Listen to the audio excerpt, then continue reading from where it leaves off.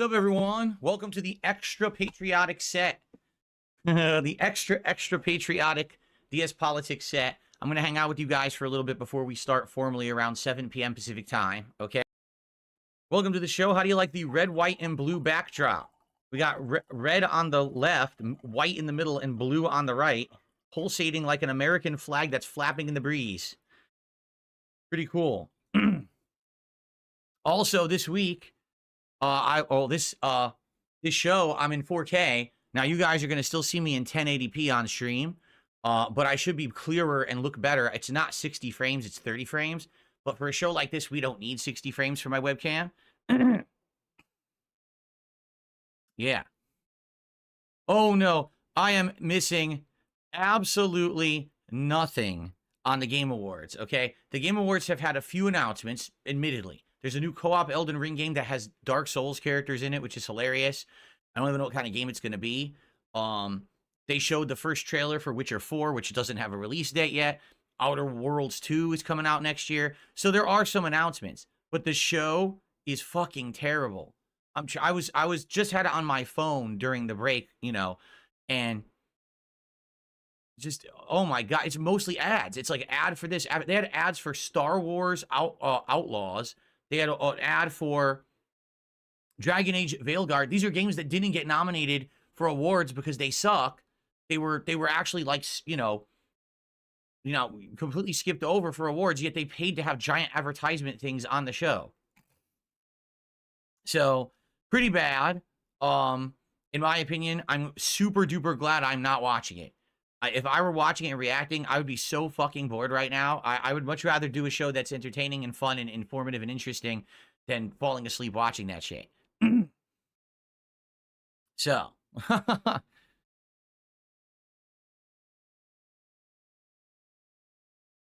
Kino Casino has more viewers than the Game Awards? Well, there you go. I doubt that. That's pretty ridiculous, but okay. What's up, Real King Michael? Good evening. How's everyone tonight? Hope you're all doing well. You're ready to chill with me for a couple hours with politics. We got a good amount of topics to cover tonight. 3 huge stories to cover, and then, some minor stuff at the end. Depending on how the show goes, we may have some time for actual, just like open discussion Q&A. I know that for the last month, we really haven't, right? We really haven't had opportunity for that, but perhaps tonight we will, depending on how the show goes. We'll see. Okay? What's up, Toasty Chestnuts? How you doing? Vietnamese Comrade, how you doing? Alt's Mike Arm? What does that even mean? Nice name. How you doing? Charizard, how you doing?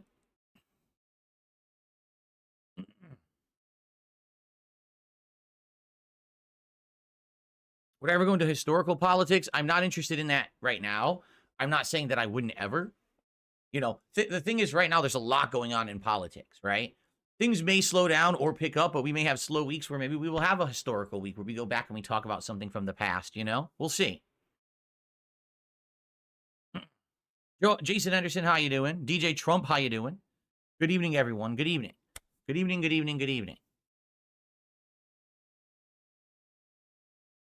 Am I covering the 100 guys in 24 hours? Yes, that is the whole show, actually. It's all I'm talking about.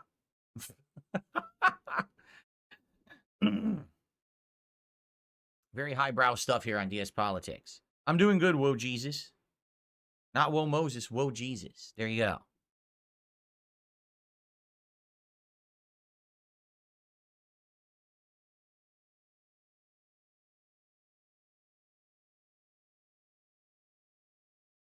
What's on everyone's mind before we begin? Before I start shamelessly shilling, which you know I'm going to do. You know I'm going to shamelessly shill this show. But before we get to shameless shilling, what do you guys have on your minds tonight for stuff going on? And it could be political. It could be anything, whatever you want to talk about. Oh, by the way, so the Christmas present my parents sent is a really nice Christmas decoration. I want to take a picture of it and show it to you guys tomorrow on the show, on the podcast. So, pretty cool. Pretty cool Christmas decoration. We haven't had any new ones in a while, so, happy to have one. Oh, and by the way, in regards to my videos today from the earlier stream uploaded to YouTube, as I told you guys, I filmed all the gameplay as about a half an hour long. 1 part has fully processed, 3 parts half processed and are almost fully done. It's going to take about another half an hour. They'll be done. And the podcast literally hasn't processed whatsoever, isn't visible, and hasn't moved at all. So YouTube has an issue with longer videos now for no reason. Literally no reason. I changed nothing. Their servers are fucked up and will not convert these videos to process. So again, the podcast may be super delayed and not even showing up until overnight, and there's nothing I can do about it. YouTube is just fucked up. They got to fix their shit. I don't know what's up.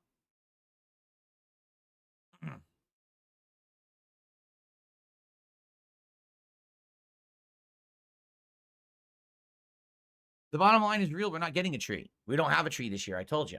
We don't have a Christmas tree. How cold is it in Seattle? Not cold. Like 40 degrees, 50 degrees? Let's see. 43 degrees. So not super cold. You know, not freezing.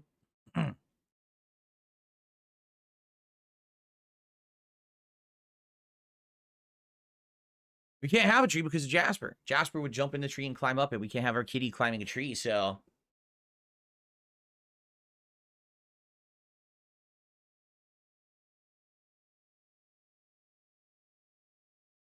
Is YouTube usually bad in December? On and off. You know, back in the day, YouTube always used to have more issues this time of year, but it's been a long time since that's happened. That's why I'm kind of shocked that I'm having this issue. How is it that for a week I uploaded at my new quality, the new encoding, everything was perfect, 0 issues. Now, 3 days in a row, uploading to YouTube, I'm having these issues, even though I haven't changed anything. It doesn't make any sense. I should do a Raz session on the Kino Boys for a change.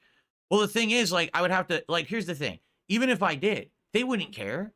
Even if right now I popped open a video and I sat here making fun of them, they wouldn't care. They'd probably like it and encourage it. But they don't have 5,000 detractors who make detractor videos. You get it? So because of that, like, for how would I razz them? I'd have to actually, like, watch their show, archive it, play it back, find things specifically to make fun of. I don't have time for that. You know what I mean? They don't easily have a detractor group that is posting up videos, you know, crapping on them daily to access and easily use to razz them. You see?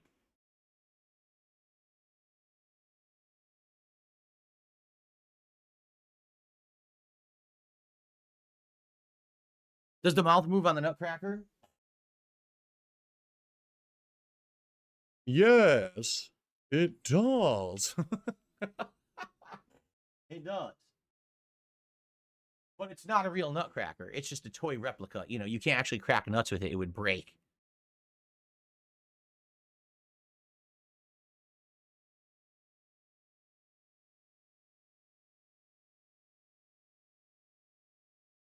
I only watched UFC in the 90s before UFC even had weight classes or formal rules. So it was like a kickboxer versus a sumo wrestler fight. And the kickboxer would run up and kick the sumo wrestler so hard in the face, it would cave in his mouth and teeth and immediately knock him out and destroy his face forever. That's the UFC I watched.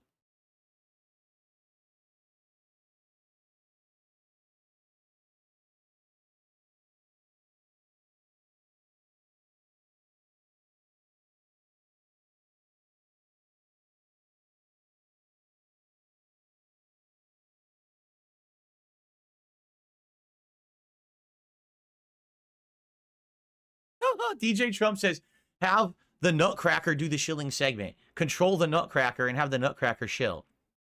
There you go. Maybe I should.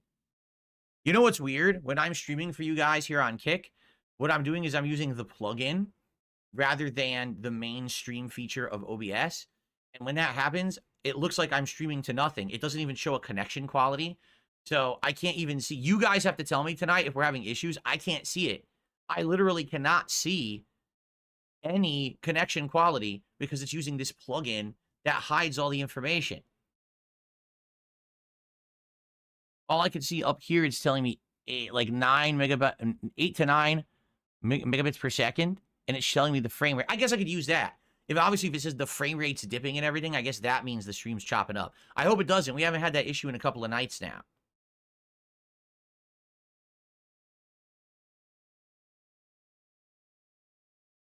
Yes, that's hilarious. Mars Inhabitant says Trump won Time Magazine Person of the Year again. Any thoughts? and he started the New York Stock Exchange today. Yeah, and the hilarious part about that was the rumor was that Kamala Harris was going to win Person of the Year. And it's like, wait a minute, why would Kamala Harris be Person of the Year? She's loser of the year. She's literally biggest loser of the year who failed to motivate people to vote for her and tanked her party. Why would she be Person of the Year? That would be like the worst choice ever.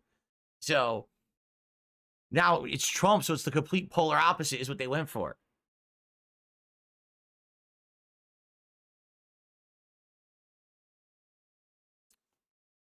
How was dinner? It was good. I told you guys it was just a pizza in the oven. It was a Freschetta rising crust pizza in the oven. It tasted good. No, I did not see Trump's first interview since the election.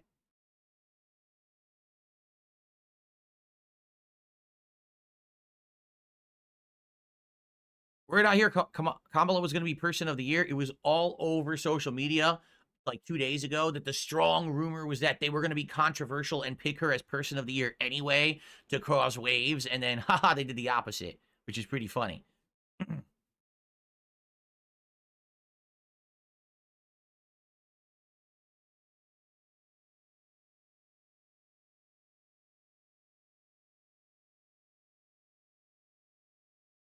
There's a frozen Detroit branded Rising Crust pizza that's delicious. I should try it. I haven't ever seen that. What brand is it?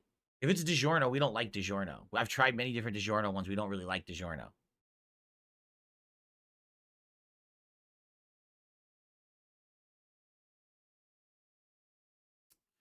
Okay, we got 10 minutes till the show starts. So it's time for the shilling segment. You ready? So, folks, since I'm streaming exclusively on Kick, all right, please support the show. What I mean by that is I don't have YouTube support. I don't have super chats. I don't have super stickers. I don't have memberships. I don't have gifted memberships. And I'm not making any ad revenue on this show. The only income I'm making from dsPolitics is subs, gifted subs, or tips. That's it. Last week, there was 1 gifted sub during the show and 2 tips. So it killed the streak. The streak was at 96. And then it killed the streak. And then people were like, oh, you shouldn't count that show towards the streak. And I was like, no, I mean, we're not going to lie, right? We're not going to lie about it. The streak ended. It was dsPolitics did not get much support at all last week. Okay. I like doing this show. It's good variety content for me. It allows me to do something different outside the box instead of just gameplay or podcasting. I've enjoyed doing this for a month. I would like to keep doing it. As you know, the show is evolving. It's getting more interesting and different the further I get into it. You know, I hope that you guys have enjoyed the journey as well. I've had good attendance. This is the highest viewed stream I do on Kick. I mean, every week we get around 200 viewers. So I'm happy for that. You know, but I do need support for it because it can't be the only project I'm doing that gets no support at all. Okay. As you know, we have goals of 150. Now, earlier today, we almost hit it. Can you believe we were $25 away? But listen, I'm pleased with the stream. That's $125 of support. I was happy with the stream earlier today. It was a little unfortunate we didn't hit the full goal so we could count it towards our goals hit milestones and have a reward sooner. But I still had a good time. And I'm very, appreciative and happy with how that went. Tonight, please support this stream in some way. Right now, we have 1 sub that just came in, but it is a resub. Okay, it is from... Hold on.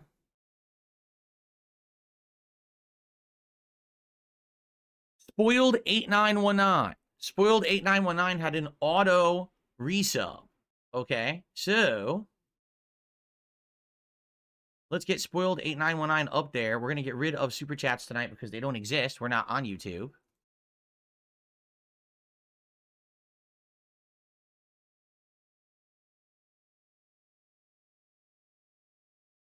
That's our first contribution of the night. Now, let's get some support coming. Let's get it rolling. Let's get momentum going. All right, so that, I think what it is once support starts, then it continues. That's the thing. Like, if once you get it rolling, then it keeps coming. But we got to get the momentum rolling, right?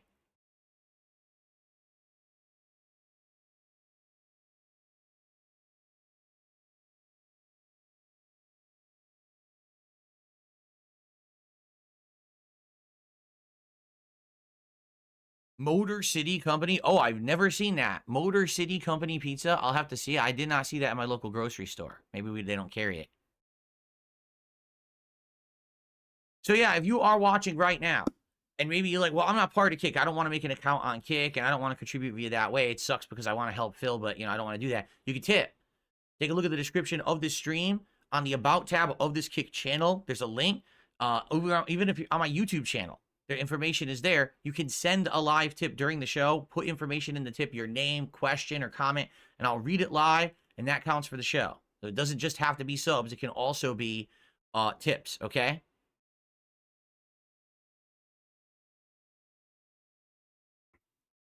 You're absolutely right. Mars Inhabitant tried to tip, and somehow it got frozen.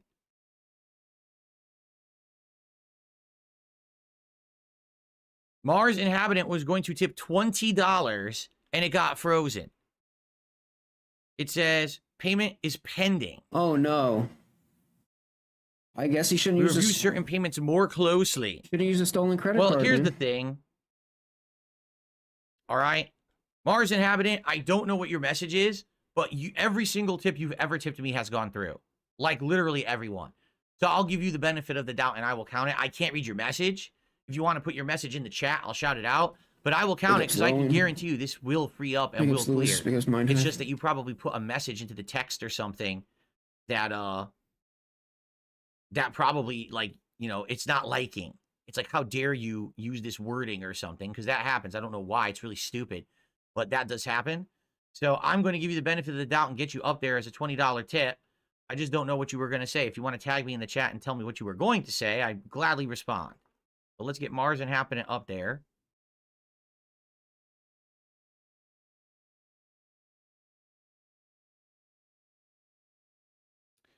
And I received a $2 tip.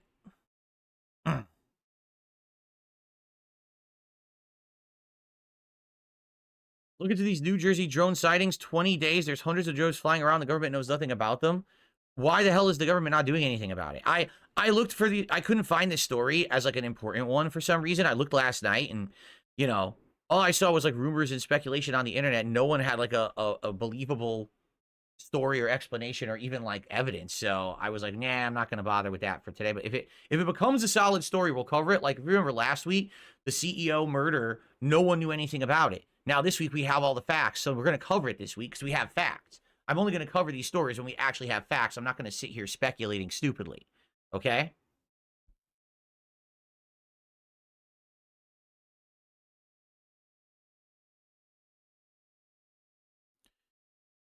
So Mars Inhabitant says, glad you're covering Syria. Assad is a bad man. You use the baboo voice from Seinfeld if it helps. Paraphrasing what I said in the tip. Okay. If you're talking about world takeovers, wars, and terrorism, I think I could figure out maybe why the tip got frozen. PayPal's a little touchy about that stuff. So there you go. I get it.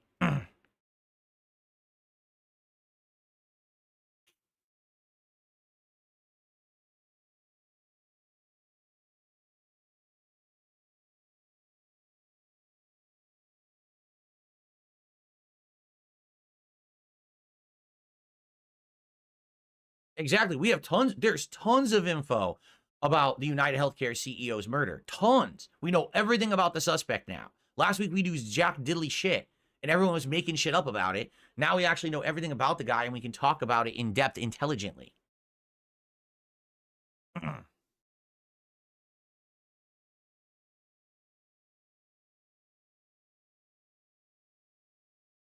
Yes, we're well aware the VGAs are still live. I don't give a shit. Like I said, what I will do is I'll see what the big announcements were for the VGAs, and we will watch the important stuff tomorrow morning on the Level 1 podcast live, and I'll react to it then. There's no reason to watch that show live. It is so bloated and full of crap and ads and garbage.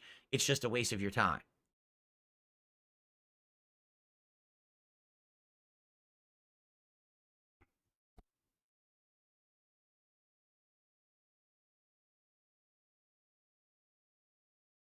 Okay.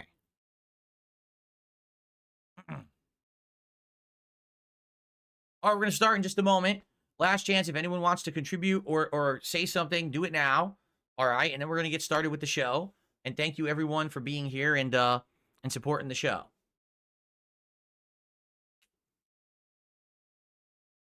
Please support the show. Right now, some gifted subs would be amazing. If we get a 5 bomb of gifted subs right now from someone, I would be very pleased to start the show.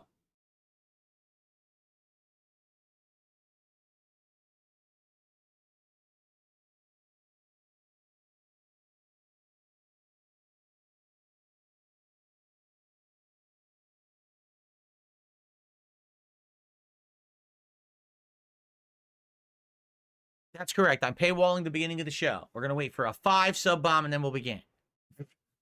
Yes. Correct. We will not start until a 5 sub bomb arrives. That's correct.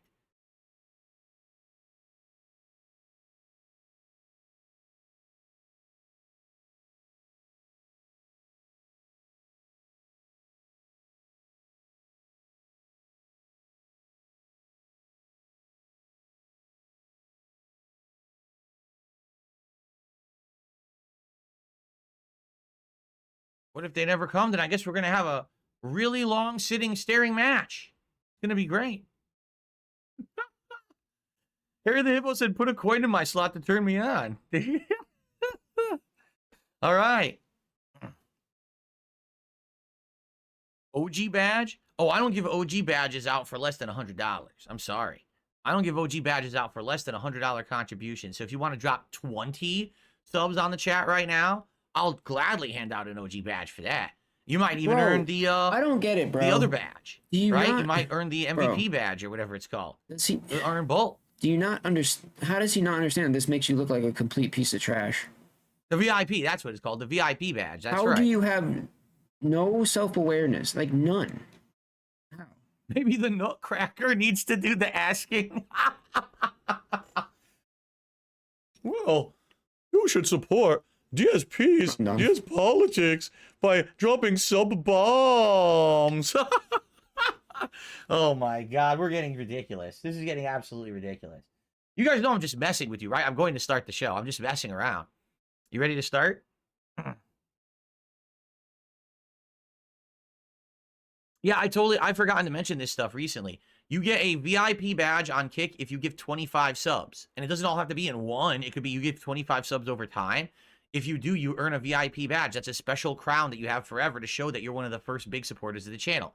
If someone, how about this? Anyone tonight, if you contribute $100, okay, in Kick, so that would be 20 subs. If you contribute 20 subs on Kick, I will give you the OG badge tonight. I'll make you that arrangement right up front for dsPolitics. You drop 100, you get an OG badge. And only like 4 people have it.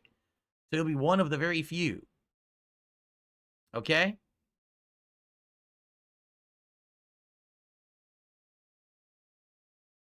That's correct. $100 for a sticker next to your name in chat. That is absolutely correct. You've got it. You figured it out. You cracked the code. The Da Vinci Code. You used the codex. You're so smart.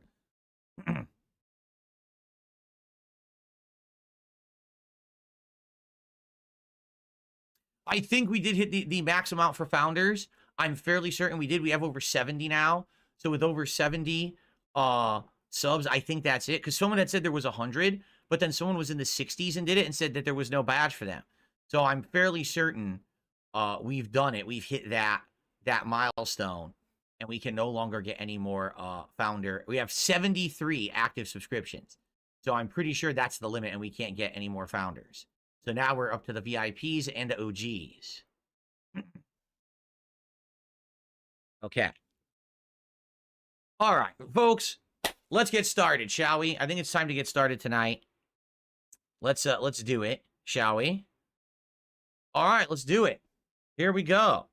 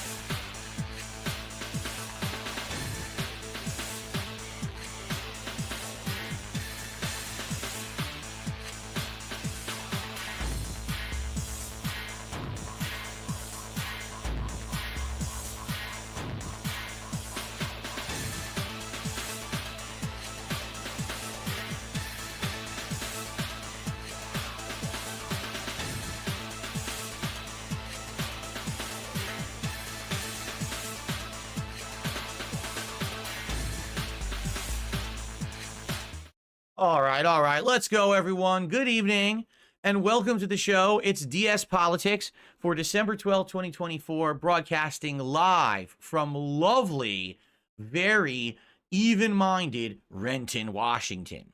Right. Anyway, good evening, everyone. Welcome to this week's show. I hope that you're all doing well and you're ready for a good show of political coverage and fun here tonight, exclusively on Kick, and of course, recording some highlights for the DSP Reacts channel. This week, we've got a good variety of content. We've got three really big major stories to cover. The first story being the actual news being gathered about the murderer of the United Healthcare CEO, or I guess we should say the accused or suspected murderer, Luigi. Yes, we're going to talk all about him, his motives, what happened, who he was, and what's going on with him right now, because we finally have information about it. You know, last week you guys wanted me to talk about it, and I said, I'm not going to cover that because we don't have news. Like, we don't actually have information. Just because we know the person was murdered doesn't mean we actually know anything about the murderer. Why are we going to speculate? Let's wait for the information. And now we have it, and so we're going to talk about it, okay? Also, this week, humongous news across the globe over in Syria. The government was toppled and overthrown. A group of rebels are now controlling it with a new leader, and the former leader of the country has evacuated and fled basically as a refugee. And we're going to talk all about how all that transpired and went down, who the key players are in that situation, who stands to benefit or be hurt, and what's happening currently with that situation. The third big piece of news this week is that there's been an ongoing drama regarding someone who last year in a New York City subway put someone in a chokehold. This resulted in the person passing away, and there was a ginormous controversy, a huge trial regarding this person. Are they guilty of murder or not? Should they be held accountable in any way, shape, or form? Well, tonight we're going to analyze the situation because guess what? The verdict has come in, and they were found acquitted of all charges. Dude. And this has created gigantic controversy around the situation. People on both sides. Some people rejoicing. Some people are absolutely infuriated. And we're going to talk about both arguments and, give you my take on it as well. All right. Now, in addition to that, we do have other topics. I want to say thank you to those of you who are members over on my DSP Reacts channel. Those members have been nominating topics and submitting videos for us to review, and we have quite a few that I had saved up. I think I have 3 or 4 that I felt were appropriate for this week that I have here on deck. We may or may not get to them. It really depends on how long we spend on each of the first 3 topics. But I have a couple quick things to say as we start the show. All right, number 1, thank you to those of you who are here tonight. I realize that tonight is a different kind of night. Not only are the Game Awards going on right now live, but also Kino Casino is live. So basically, I have a lot of competition. And I just want to say thanks to anyone who is actually here. I'm going to guess we have 120 people. We have 160 people. So a few less. You know, usually we get around 200. I'm not surprised at all that that's the case. But maybe we'll build up some more viewership tonight. I'm not sure. Still the most attended stream that I do on this channel. You know, this channel usually only gets around 50 viewers. So to have over 100 extra viewers tonight, I'm very appreciative. However, I do have something to say about last week's show. Okay? Last week, dsPolitics ended my streak of support. I had 96 straight streams where I was hitting this goal. And it all died out because, sadly, this show did not get support last week. Basically, this show had 1 sub, and 2 tips. And that was it. So we didn't even come close. And here's the thing. Some people gave me crap for it, and they were like, Phil, you shouldn't hold that as part of the show, or a part of your streak. It's your politics show. It's different from all your other content. It shouldn't be part of that because, everyone else was supporting you during your gameplay. And, I get it. I get that. But at the same time, I felt like it would be pretty dishonest to lie about it and be like, oh, aren't you aware, this did happen. It's not like we can pretend like the night didn't happen. I feel like it would just be semantics to say, oh, the streak continued. So instead, the streak ended, and we redesigned my goals, all right? Now, it's absolutely not important so much that I hit the goal every single stream. Therefore, tonight, if we don't hit the goal of $150, it's okay. There's no streak that's in jeopardy. But if we do hit it, I will add one to our goals hit a milestone total, And it gets us closer to a DSP Tries It episode. It gets us closer to either a marathon or a viewer's choice event. And it gets us closer to the playthrough of Stellar Blade at the end of the road here. So please do consider supporting this stream. The 3 ways you can support: becoming a sub on the channel if you're not a subscriber already, gifting subscriptions to your fellow viewers, or tipping. That way, if you're on Kick, but you don't want an account and you don't want anything to do with the Kick system, you could still tip me. Look at the description of the stream. Look at the About panel on the channel. All right? And please support if you can. Now, if you want to support a different way, become a member of the submissions tier level over on my DSP Reacts channel on YouTube. That's youtube.com/@DSP And on that channel, when you become that member, you can submit your stories or ideas for topics for me to cover. And like I said, every single week, I've been taking topics from those supporters and putting them on the show. It's helped a lot because, I usually get the major stories, but a lot of people can round up some minor stories and things like that. And it really does help, all right? Also, I make highlights from the show and I upload them to my DSP Reacts channel. You can do a super thanks on one of the highlights. So if you watch the story later, you can still support via YouTube, okay? So please consider supporting in some way. I would absolutely love if we can get the momentum back on track for the show. We were doing really good for a month, and then all of a sudden, the momentum died out last week. Okay.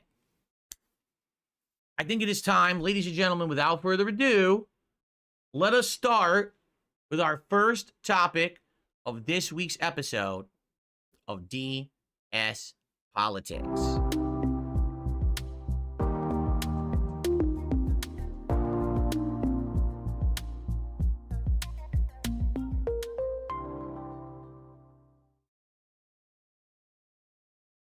So you knew I was going to start with this one. We've got to start the show talking about the murder of the United Healthcare CEO and the now in custody shooting suspect, who he is, where he comes from, what's currently happening with this person. Okay, let's do it. Let's jump right into this topic. So, ladies and gentlemen, hold on one second. There we go. The person in question, his name is Luigi Mangione. And we now know a ton about him, which we're going to kind of cover right now and summarize. Maybe some of you have not been following the story and you'd be interested to learn more about this person. I know that I would, simply because last week there was so much rampant speculation about who this person was, and there was no concrete evidence. Everyone was just guessing. Oh, I think he's this. I think he's that. It's like, yeah, but we don't need to guess. Let's just wait. They're going to catch the guy, right? Like, there was a freaking nationwide manhunt for him. You knew that we were going to catch him. So now today we can actually talk about it. All right, let's do it. Let's jump into some of the information. So, first of all, what's going on right now? He's been charged by New York prosecutors, okay, with murder. He was arrested at a McDonald's in Altoona, Pennsylvania on Monday. The full story, which isn't listed here, basically he was just kind of sitting there, still kind of wearing the same outfit that he had committed the murder in. So he looked almost exactly the same as the security camera footage that had been put all over the internet. If you remember, that's all we had. That's all we were going on a week ago, was this security camera footage of him pulling out what appeared to be a 3D printed silenced weapon and shooting the United Healthcare CEO in the back of the head. It was put all over the internet. Everyone saw this. So because of this, people started looking for the guy. He doesn't even know the facts. At a he McDonald's, doesn't know the. So it's pretty obvious. Stop. This guy. No.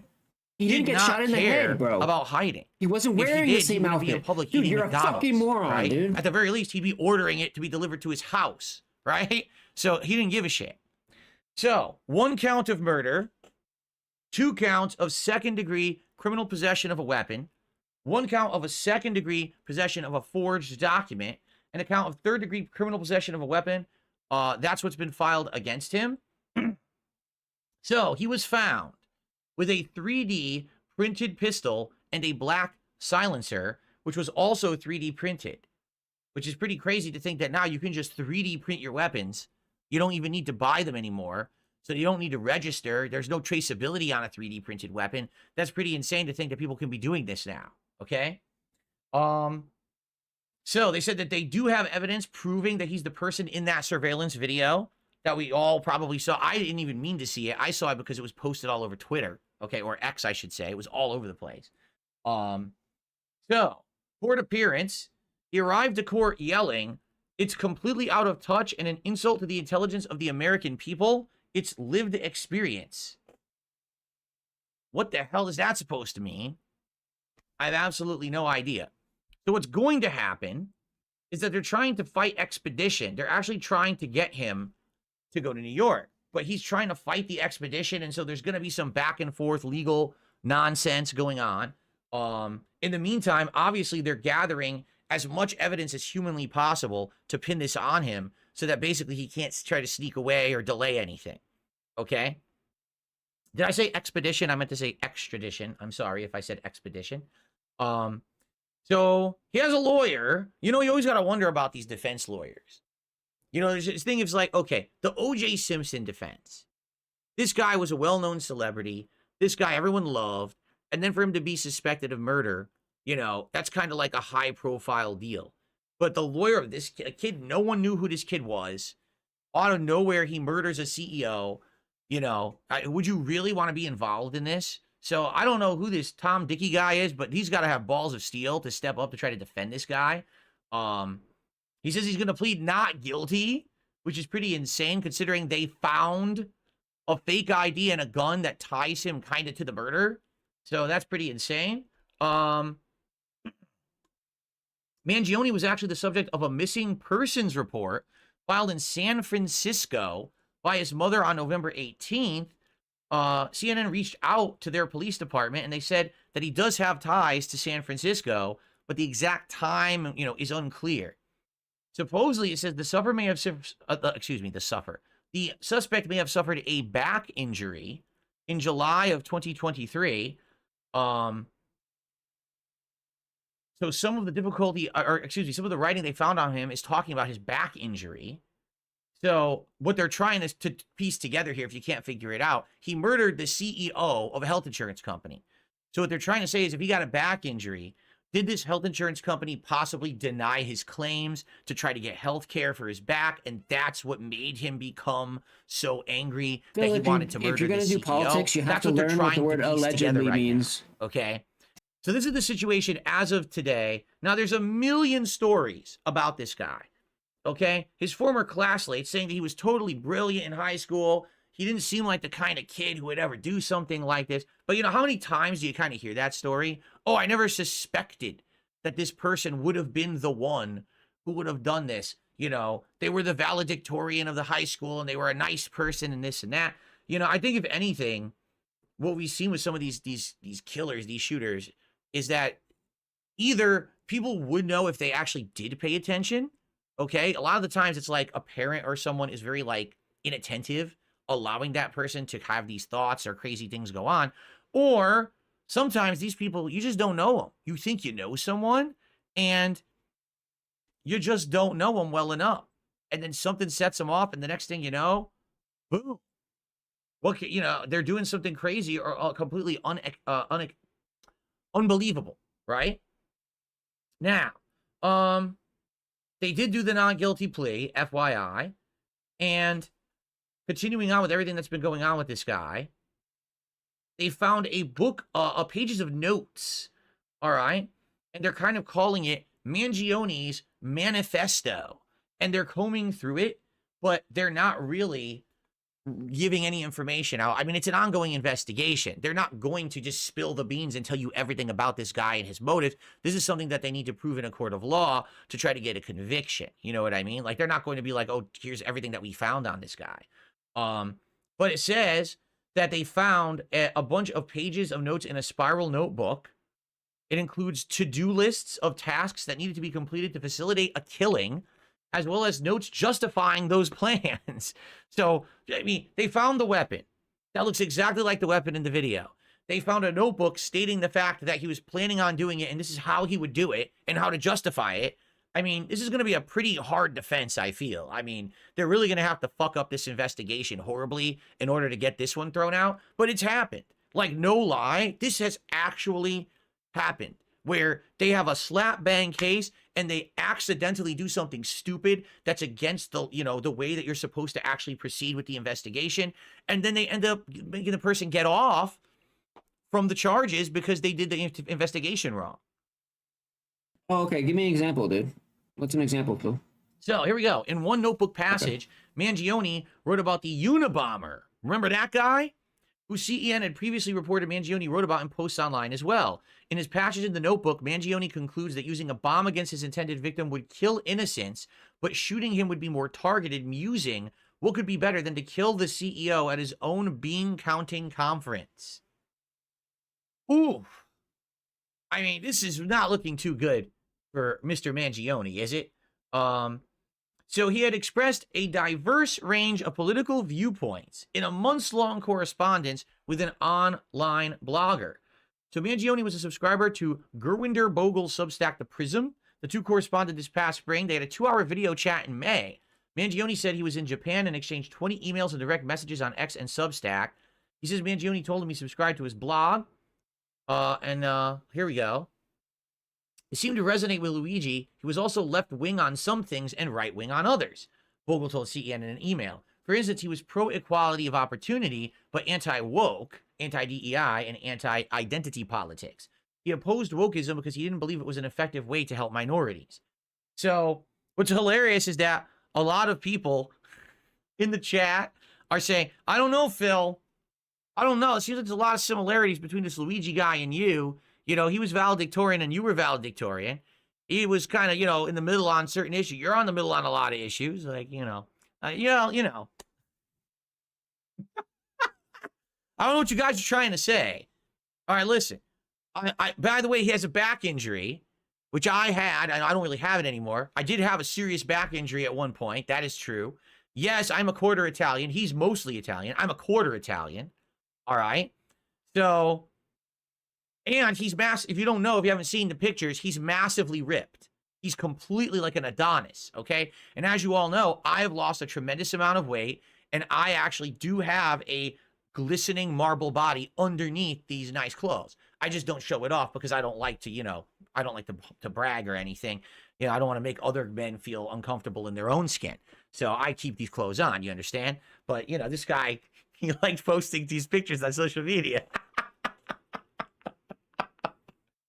I mean, there's too many similarities here. I agree. In another lifetime, you never know. In another lifetime, maybe I would have got screwed over by a healthcare CEO and lost my mind like this crazy guy too, right? I don't know. Anyway, so he only vaguely remembers Mangione discussing a back injury he sustained. Their last correspondence had been in June. He was so thoughtful and polite. So there you go. He seemed like the last person I would suspect of murdering someone. So again, a lot of the times, these people who do these things, they just don't seem to give any indication that they would do them, which is crazy. Again, how no one had any idea this guy was unhinged and could do something like this. So the companies are trying to stop online support because basically what happened was they had found 3 shell casings, and supposedly I don't think know if this is confirmed yet, but it says deny, defend, and depose were printed on the shell casings of the bullets that he put into this CEO. Okay. And a lot of people are saying, that sounds like the name of a 2010 book that's critiquing the health insurance industry called Delay, Deny, and Defend. Now, if that's the case, I'm sorry, he's a valedictorian. I gotta grade him. Deny and defend. Okay, but depose, that's not the same word. It was delay. Luigi, the third word was delay. You fucked up.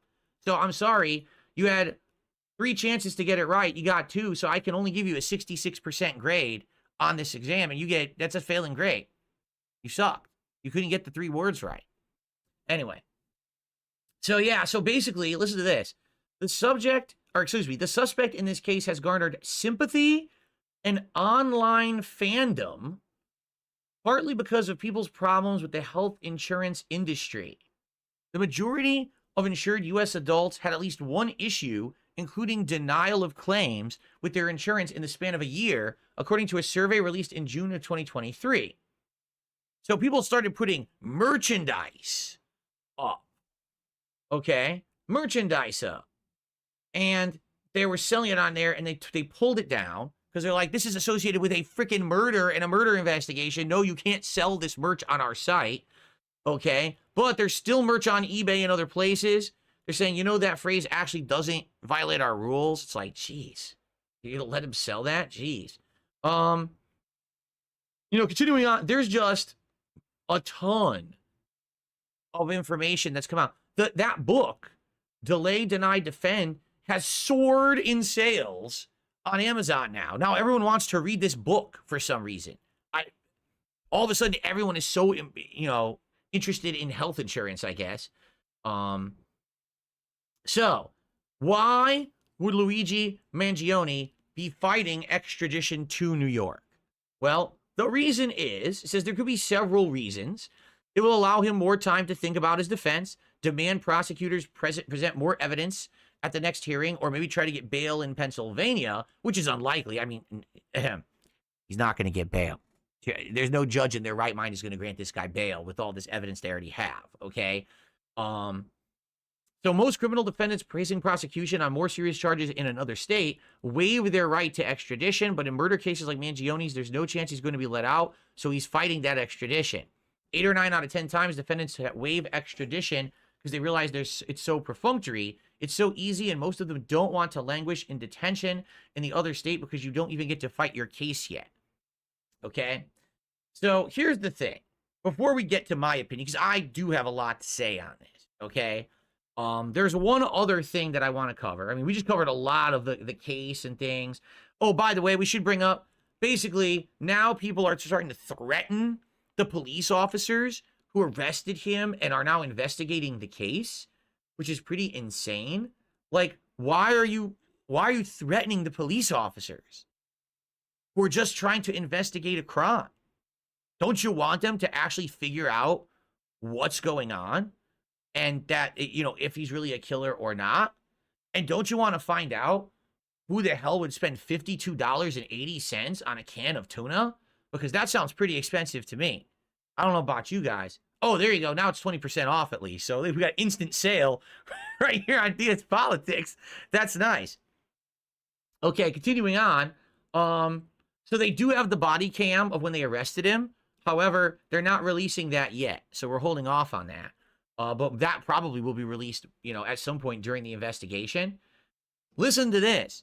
His lawyer has received offers to completely cover Luigi Mangione's legal bills. So he says, my understanding, my office staff are looking at this and we probably won't accept the offers. Obviously, my client appreciates the support, but it doesn't sit right with me. He's been referred to as a hero on social media. A hero. Okay? Oh, by the way, my backdrop desynced. I'm glad that I don't... I'm glad that we're in the middle of the story now and you can't see that. I'm going to have to fix it after the fact. Nice desyncing. He's a hero for murder. For murdering the CEO of a healthcare insurance company. They think that this man is a hero. Okay? Oh, by the way, the lawyer says, I haven't actually seen any evidence that they have the right guy. That's what his lawyer said. Now, I mean, good on the lawyer for sticking up for his client. But, I mean, he had the gun. He has literally a manifesto. And there's possible evidence that he actually had a back injury. Like everything is starting to stack up, don't you think? You've seen no evidence? At least you could argue there's circumstantial stuff that possibly would lead you to believe that he was the actual killer. I don't know how the lawyer could possibly say, I see no evidence whatsoever. That seems pretty ridiculous. Former classmate stunned that the CEO suspected killer is the person they knew in school. They were fraternity brothers, and they say, oh, we never would have thought. Again, I think a lot of these people, the whole idea here, okay, is that they're not going to give you the impression that they're going to do something like this. I think we're seeing this more and more, that people have this kind of like a public persona that they put out as their face, their facade, but then behind the facade, there's this whole other person or existence, right? A whole other personality, perhaps. That's the real person behind all of that. By the way, here's a picture of the gun, or a similar gun, I believe. And what's wild to me about this is completely 3D printed. I think not the clip, not the bullets, but the gun is 3D printed. So exactly how are we going to regulate that? Because right now, to prevent people from getting a gun who shouldn't have one, you have to, if you, for example, mental illness, right? You have to tell them when you're trying to get a gun, well, yes, I have a history of mental illness. I have a history of drug abuse. I have a history of this. I mean, we were just talking about Hunter Biden, right? And how Hunter Biden last week, that was one of the crimes that he went to jail for, or was going to go to jail for, was that he lied on his form to get a gun, saying that he wasn't a drug addict, but he had to say that. So here you go, a ghost gun. And they're nearly undetectable to law enforcement. I mean, why would they be? Aren't you printing it, right? I'm just curious. I think maybe we should watch this ghost gun video. And now here's Amy with the Flow 4. Never mind. I'm not going to watch the Flow Forecast. This is disgusting. What a disgusting website that CNN is to have the Flow Forecast ad on there. I'm just not going to watch it now. Fuck them. Okay, so that's currently what's going on. And we have one... the Flow Forecast. The fucking Flow Forecast. Seriously? That's what they have to hit me with. Hold on one second. I'm just going to turn this light off. Yeah, see, it completely reconnected is what happened. Or disconnected, I should say. Maybe I can get it to reconnect right now. I doubt it, though. I'll see if I can get it to reconnect. Because it's bothering me now because now it's doing the wrong colors. But it didn't do this for 2 days, and now it does it during my politics show, of course, right? So I don't know why it disconnected.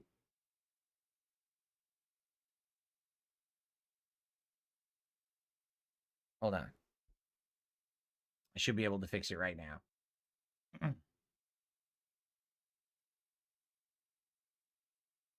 Really quickly. With that. Okay. Okay, so now this should work. See? Sorry for the distraction. It's annoying. So when we go back to full screen, we want it working. You don't want a giant rainbow of colors in your face. That would bother everybody. Okay, it's connecting. Why is he jaundiced? Because he has jaundice, dude. That's why he's yellow. You don't like it? What do you want him to be? Blue? What do you want him to be? Green? Here, I'll let you. If you drop a 5-pack right now, you can pick the color of Phil. How about that? Really? 5-pack, bitch. It's not gonna work now. Everything just worked now, except that, and I did everything correctly, and now it's gonna piss me off live during my show. No, I have the hue change. I have the hue's all fucked up. Really? All right, one more try, and if it doesn't work, I'm just going to do something else with it. It just has to do this now, of course. No problems whatsoever. Now it has to do it.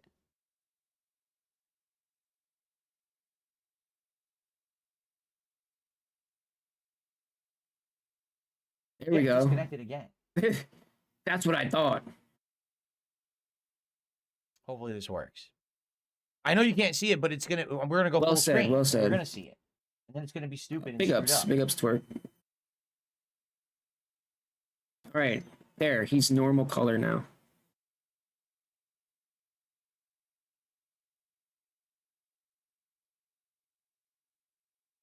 Hey, that wasn't a 5-pack, dude. That was a re-up of a normal membership, dude. That doesn't even count towards my non-existing goal. If this doesn't work, I give up. I don't know what's going on because it worked all week for 2 straight days.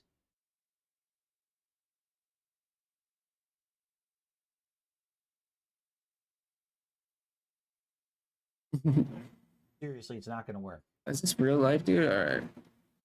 I'm just running around here doing a bunch of shit. I'm about to order a pizza. If you drop another 5-pack, you get to pick the pizza I get. Hey, hold on.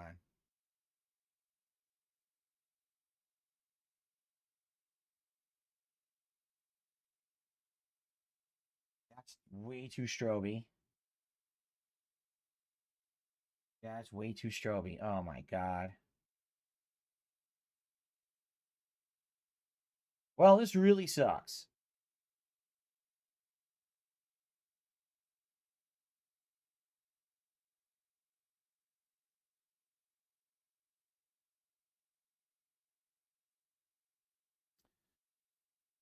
Pausing the recording. I have no idea. Why does this have to fucking happen during a live show when all I'm doing is talking and I'm about to go full screen? Because I was going to go full screen and do a big segment about my thoughts about this. And the light needs to work or it's going to distract you guys. And now the fucking thing doesn't work. This is bullshit.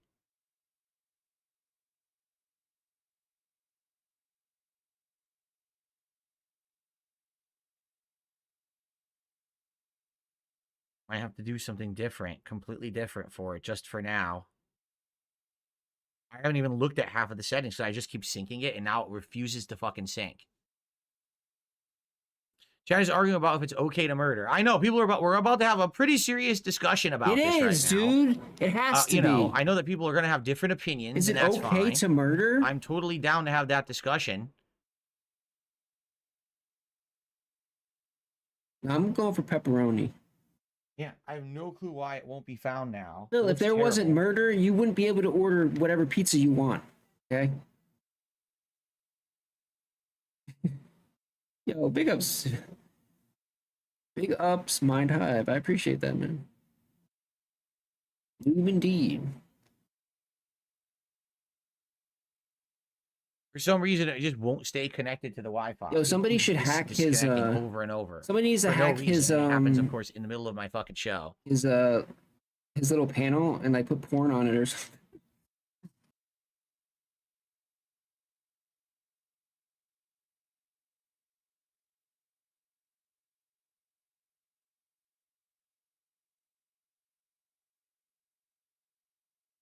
And it claims it's connecting, and then it doesn't work. Let me completely try restarting it one more time. If not, I'm just going to do generic colors, because when I go full screen, it needs to work. It's claiming it's connected right now. It's claiming.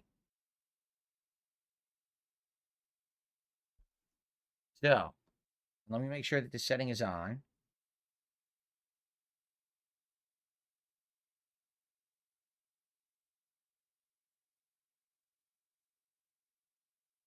Claims it's on. Okay. One last attempt to get this to sync.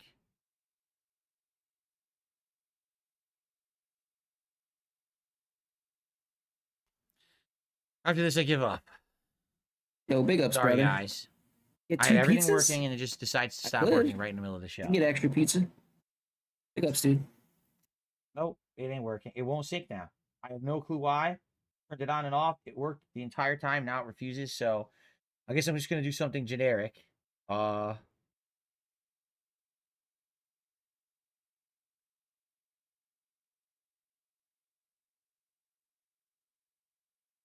see.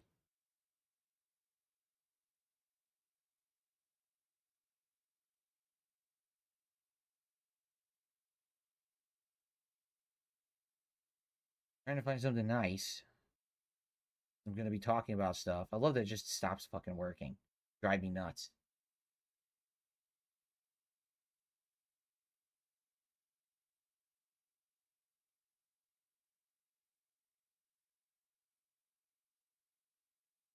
Something good. I haven't messed with any of these yet.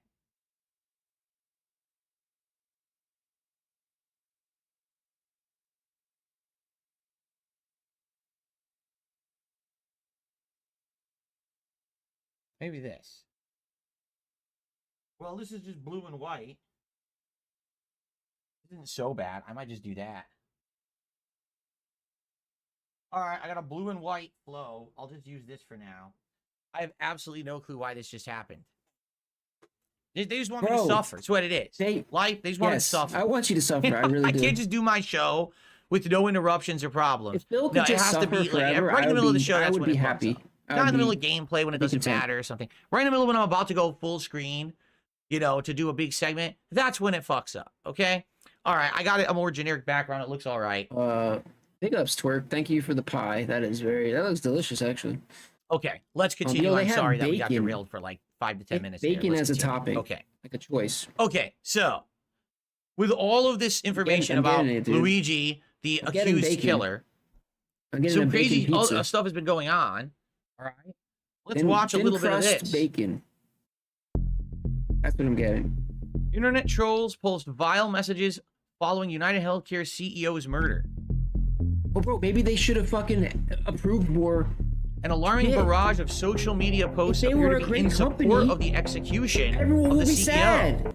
Former Washington Post reporter Taylor Lorenz posted this to X's progressive competitor Blue Sky. It's not hard to understand. And people wonder why we want these executives dead. Blue Cross Blue Shield in Connecticut, New York, and Missouri has declared it will no longer pay for anesthesia for the full length of some surgeries. If the procedure goes over a certain time, anesthesia will not be covered for the duration. Okay? That's fucked up. Her chilling remarks were in response to a story about Blue Cross Blue Shield. That's Why fucked is up. that going so fast? Limiting coverage for That's anesthesia. okay with you? And she even shared a photo of the company's CEO, Kim Keck, to encourage peaceful letter writing campaigns. So wait a minute. She posts a tweet, or excuse me, a post, it's Blue Sky, so it's not a tweet. You know, it's a website no one uses. But she posts something on Blue Sky saying, Look, I oh, we hope wonder they why we cut want your these people fucking dead. anesthesia Oh, off by the way, in the middle here's of the a CEO surgery. that's denying people I hope coverage. they do that to Write you, bro. letters. I really do. You literally just said in your phrase before you want these people dead. I don't think that it's actually letters that you're possibly trying to incite.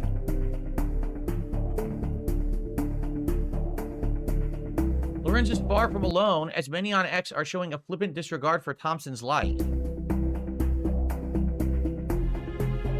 The important thing about the assassination of the United Healthcare CEO is that no people were hurt. Wow. I have United Healthcare, and I feel like shooting the CEO around this time every year when they raise the already ridiculous premiums and copays, so I'm not really surprised. I mean, For those who don't know, dude, people love drill music. American healthcare works in a very weird and mysterious way.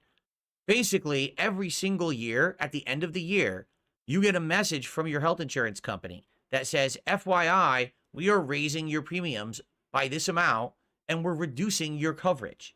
Meaning you'll get less, but we're going to charge you more. This literally happens every single year. And some years, if let's say during that year, okay, you got diagnosed with something bad. What if you got diagnosed with, I don't know, diabetes or something like that? Oh, because you have diabetes and we know you're going to have ongoing healthcare costs, we're going to monstrously increase your premiums. Okay? So listen, I can understand people who are having issues with their health insurance companies and the insane exorbitant costs associated with them and all of that. I don't really understand the statement, I feel like shooting the CEO around this time every year. I'm not exactly sure that murdering the CEO of a healthcare company would solve that problem. In fact, this CEO is dead.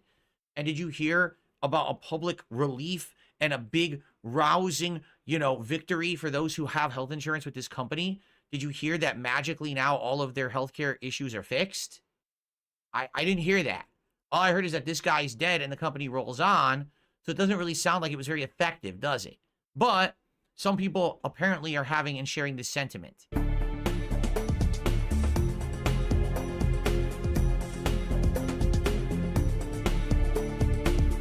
Got a push notification to exercise caution because the United Healthcare shooter is still at large. I personally do not feel like I am on the shooter's radar because I am not the CEO of a highly divisive multi-billion-dollar insurance company. Okay, I don't really understand that one. Like, are they trying to say that this person, this Samantha, is saying something wrong?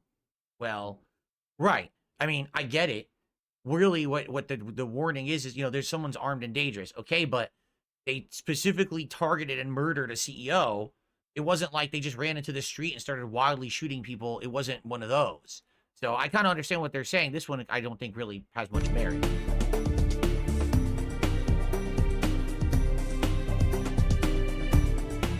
Today, we mourn the death of the United Healthcare CEO, Brian Thompson, gunned down. Wait, I'm sorry. Today, we mourn the deaths of the 68,000 Americans who needlessly die each year so that insurance company execs like Brian Thompson can become multimillionaires. Now, again, you see, I can see the issue. I can see the argument. I can see that people don't like the way that American healthcare works. I totally understand it. Do you want to know why I understand it? Because it's happened to my family. It's happened to my parents. My parents have chronic illness, and they had to stop getting certain kinds of treatments because their healthcare, right in the middle of them having those things, said, we're not going to cover it anymore. Oh, so what are we supposed to do? Pay for it out of pocket? Yeah, pay thousands of dollars for each treatment, or don't take treatment, or do something completely different that's not as effective. That's what we'll cover. Okay, so I've been there.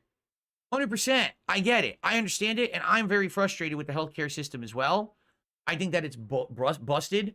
I don't think that healthcare like this should massively be for profits, which is what it is right now. Like, these companies literally operate on profits. They don't operate on saving lives. You know, what's their statistic on life saving? There is none. It's how much money did we make? Don't you think that healthcare should be like, you know, something better than that? Something that's so ingrained with just life and death and existence and quality of life. Shouldn't there be more than just dollar signs on a spreadsheet? Oh, I ordered. On a ledger? On a fucking tax filing? Don't you think that there should be something with morality involved there? You know, I kind of see it. At the same time, I don't see murdering the CEO as equivalent of that. I don't see that fixing the situation. Okay? I got thin crust, extra sauce, bacon and onions. One Blue Sky user went as far to suggest, why is this, can it go on for less than a quarter of a second? One Blue Sky user went as far to suggest other healthcare execs should be murdered. Hypothetically, would it be considered an actionable threat to start emailing another insurance CEO a simple "you're next," completely unrelated to current events? By the way, for the large bacon onion. Personally, thin crust, not bad. What this person I think is saying is not too expensive. Do you think that now the fear of God should be put into the minds and hearts of these other CEOs who are running these companies? No DoorDash. You think now they're all afraid that they're the next target? No bullshit. Right? I'm not necessarily thinking that they're really serious about saying, hey, let's start sending death threats to CEOs.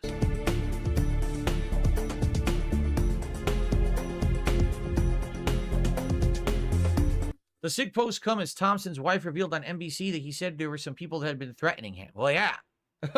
if you're a healthcare CEO, I'm pretty sure you're going to have a target on your head at all times. I will eat it on stream. Okay, just being honest. You know, I don't think that you're going to be known as one of the most lovable characters on the planet.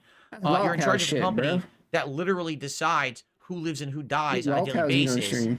And you're not going to exactly be held in high regard by those who die. You know what I mean? So anyway, now that we know all of this stuff about the situation, and by the way, so here's the background because it's screwed up. Now that we know all this about the situation, okay, and we know what's actually going on, and we have information. So this Luigi Mangione what's up with that sweater, dude? Is actually rich. Went to an Ivy League school, was the valedictorian in high school, was well known and loved and regarded by everyone around him. This is gonna be the whole stream, dude. Apparently had a level head and a level mind.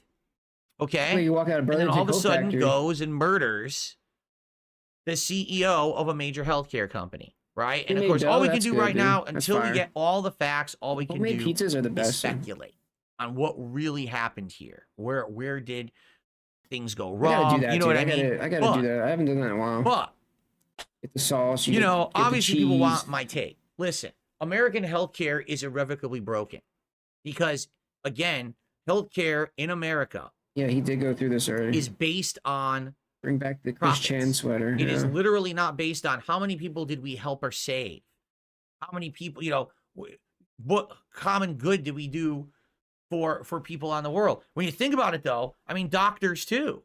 Doctors in America are for profit. It's their job. They get paid to practice medicine.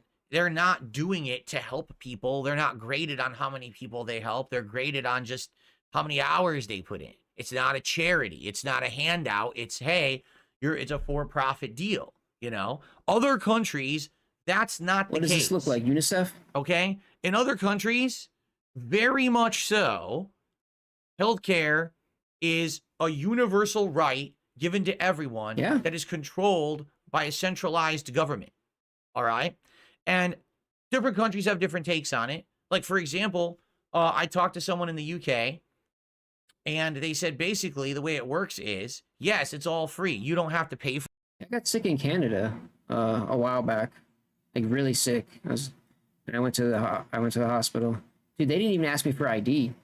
They just gave me like all this medicine and let me stay there and like got me better. And then I just left. Like, it was great. It was the best healthcare I've ever had. Takes ages to get the quality of care that you need, and on top of that, some And I people didn't have to pay actually report that anything, the I didn't healthcare show you get ID. is not even that good. That it's actually kind of mid to low tier. It's crazy. They're not really solving the problem. It's just mitigation. It's to a point where it's like you wish you didn't even go in some cases. That's Kinda terrible, blows right? That's your mind, absolutely you know? awful. Okay. But man, I Oh, the personally taxes. That's what had they say, right? The taxes. experience, Oh, you know, about the with American taxes. healthcare. Like I said, my parents, you know, each of them have chronic conditions that are never going to go away or heal. These are things that need to be treated over time. It would You be know, a to good basically idea to just mitigate live on the border. as best as can be. And then when And you want to go to the when doctor, you are just getting a go over treatment the that's border. working, that's making you to get feel free better, help. That's the and play, then dude. out of the blue, That's the play. you go back to the doctor to receive the treatment again, and you're told, we're not covering it anymore because this health insurance company is deciding it's too expensive and we want to cut costs, so you're denied. Wait, what? I'm still paying the premiums. The contract, Wait, I what? didn't break the contract or anything. What do you mean you're not going to pay? We just don't care about you. We're not going to pay. Tough. Now we have an option. This other thing. Well, that's not actually this. It's not even the same of what I was getting. It's not going to help me as much. Too bad. Really? Too bad. Yeah, and that's their answer. Too bad.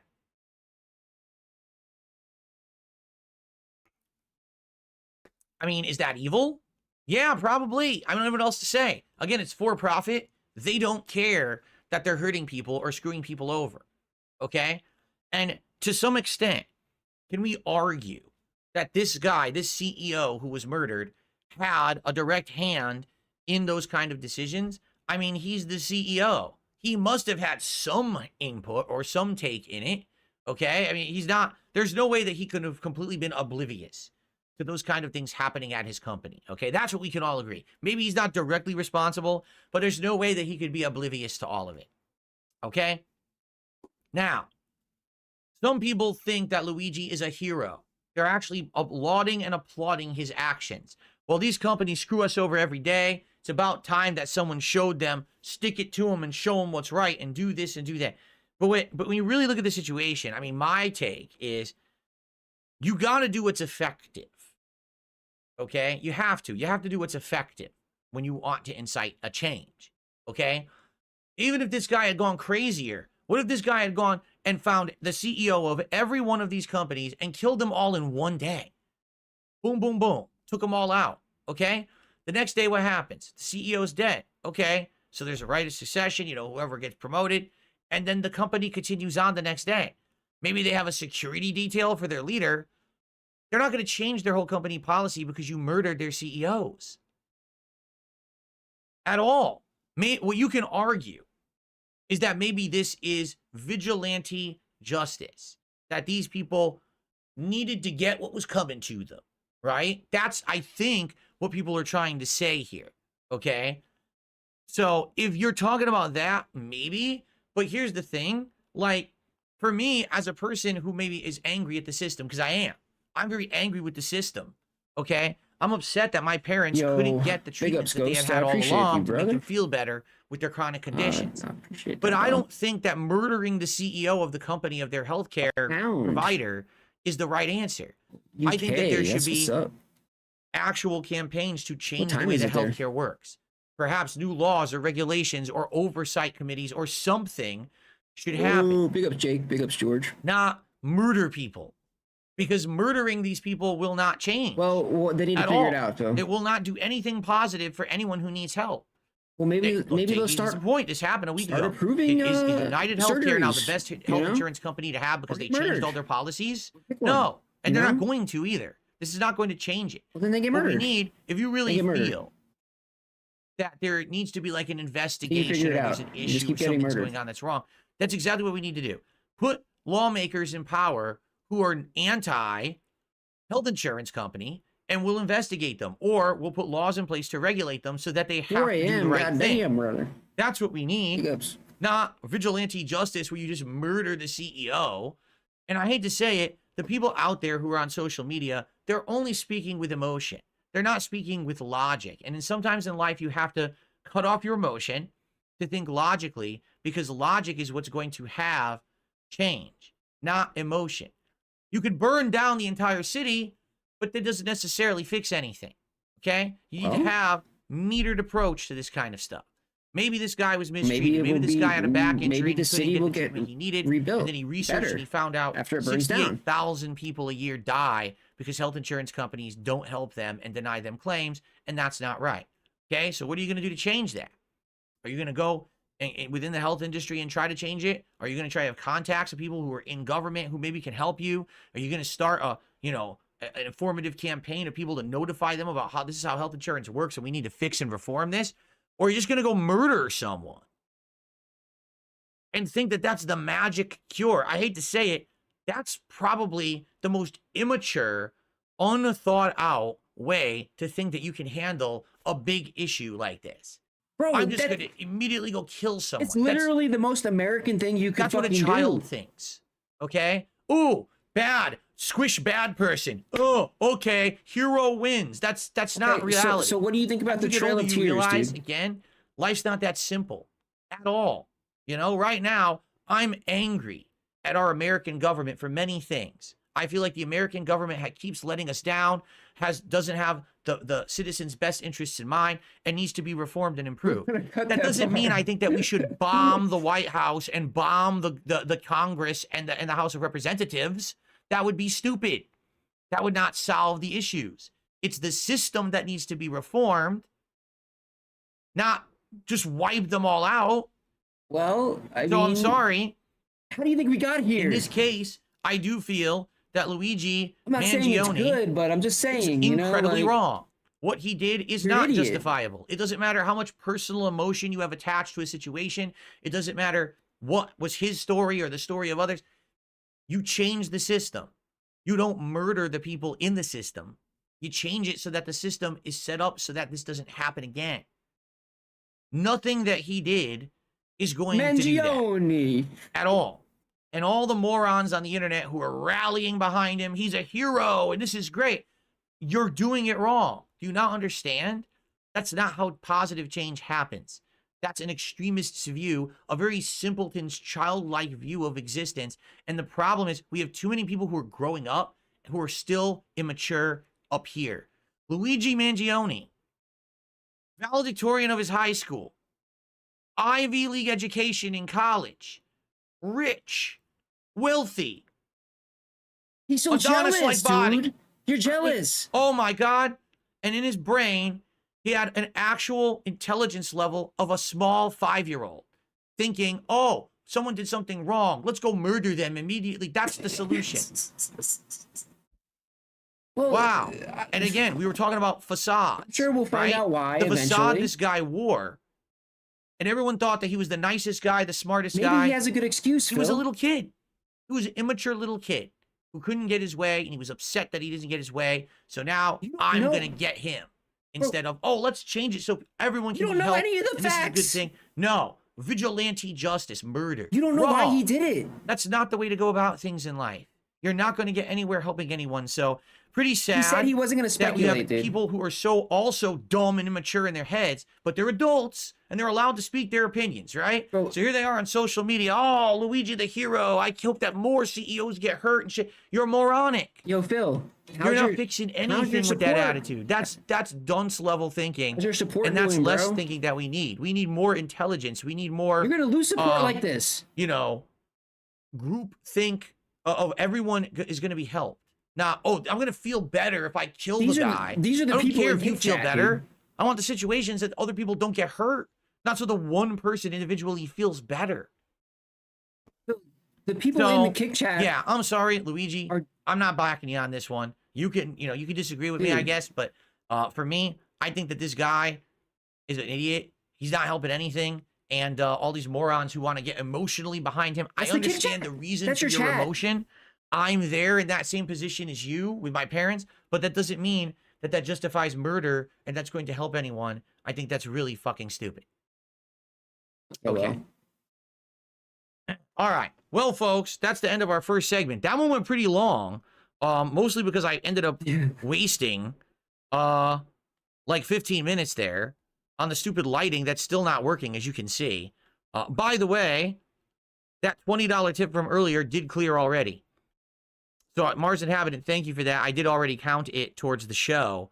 And I appreciate that. Okay? So, all right. So, yeah, I have no clue what happened with the lighting. I guess I'm just going to have to leave it blue. Literally, this worked for the last 2 days, and now all of a sudden, live during the show, it doesn't want to work, which really pisses me off. I don't really know how to fix it because I've already resynced the thing like a bunch of times, and now it doesn't want to seem to link. Yeah, look, it keeps saying it disconnected. It just says again, it disconnected. Get close to the device.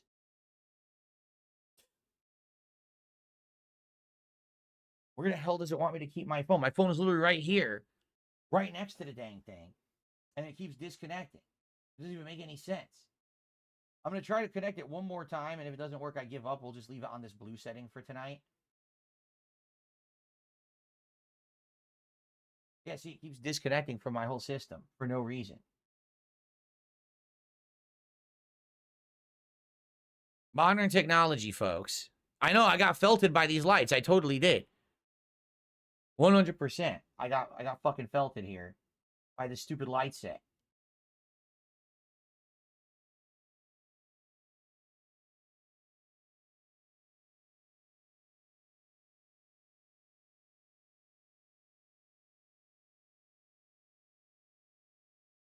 Says it's connecting.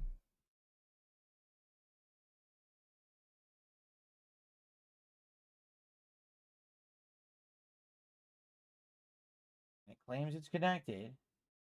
You turn it off and on. There's off. Now it's on. So it's connected.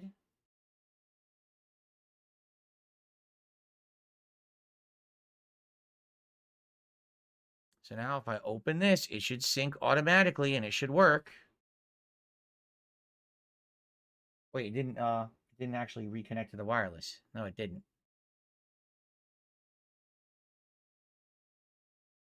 Okay. What are the chances it works? Probably 0.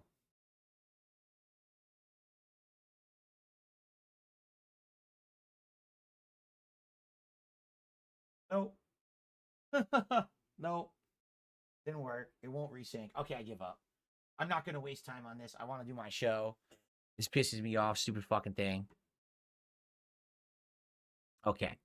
All right, good folks. So sorry about that. We'll just go with this blue trickle background for tonight. And now I got to dig around with this to try to get it to work. Even though it worked 2 straight days, now it doesn't work at all. Isn't that great? All right. Anyway. All right. So that was our first topic of the show. We have 2 more big topics to cover and then maybe some minor topics afterward. Now, guys, as you can see, we had some contributions come in before the show started and absolutely nothing after that. I think you're starting to see my point about dsPolitics. This is a show that people literally asked me for years and years and said, Phil, do a political show. We want to hear your takes on politics. We want to get these stories covered and everything. Well, here I am, and we're doing the show. Viewership is all right. We have like 180 viewers, which I'm not surprised we don't have the 200 because we got Game Awards going on. But I feel like I literally could be doing any other stream. And I literally could be doing any other stream and probably things would be going better. And I don't know, because at first I was definitely getting support and now I'm not. Like, look, I got 1 sub tonight. And again, this show is exclusively streamed on Kick, so where is the support?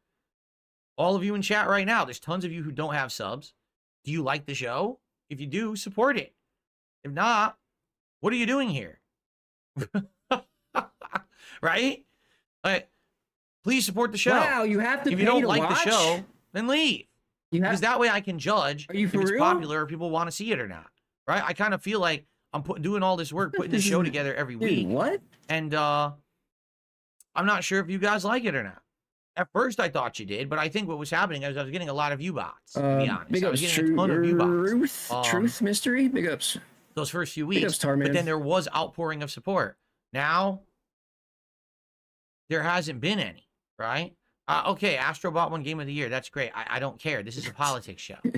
I don't give a shit Yeah, about it's the Astrobot, floating okay? Christian necklace So, there. so Giving yeah, Phil some good juju.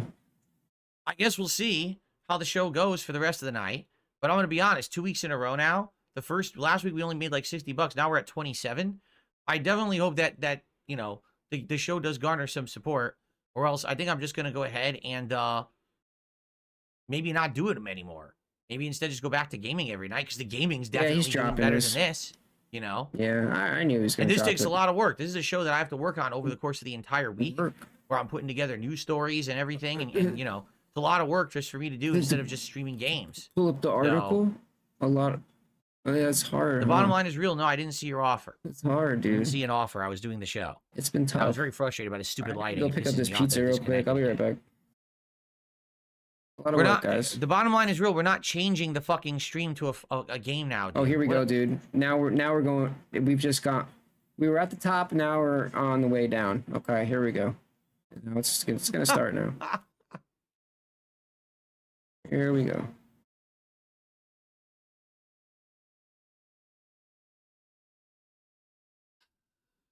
Anyway, all right. Well, we have a couple more topics to get to tonight.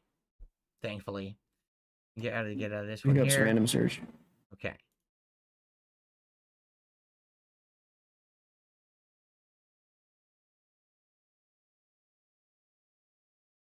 Okay, there's the 4 stories there. Got it. Okay. By the way, I received a $2 tip.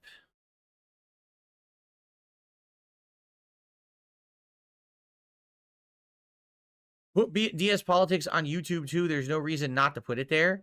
Well, the reason I didn't put it on YouTube is because everyone said they didn't want the political content to cut into my gaming content. And I said, oh, okay, well, then I won't do that. We'll have it exclusively on Kick. And everyone said, yeah, that's a good idea. So now you're saying, oh, that's a bad idea. It's fault, bro. It's not his fault. It's your fault. I also received a $3 tip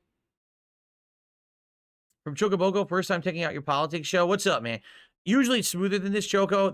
My lighting just disconnected on me. So now I don't have the ability to have the nice lighting that was working for the first, half hour of the show.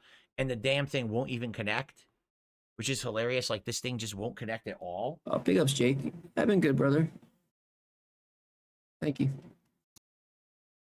But it's connected. It doesn't even make sense. It is connected. Wait a minute. Oh, wait a minute. Oh, I know what happened. Okay, hold on. Oh, my God. I know why it's not working, guys.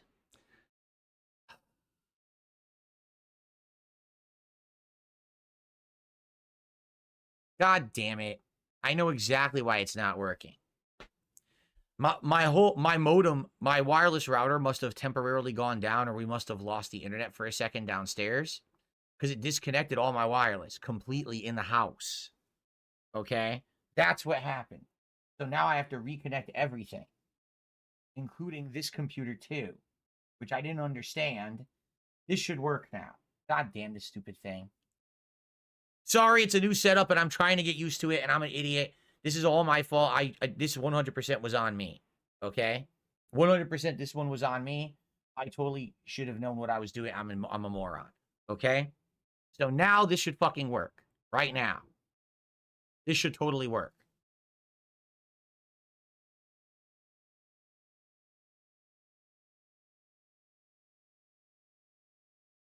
It worked.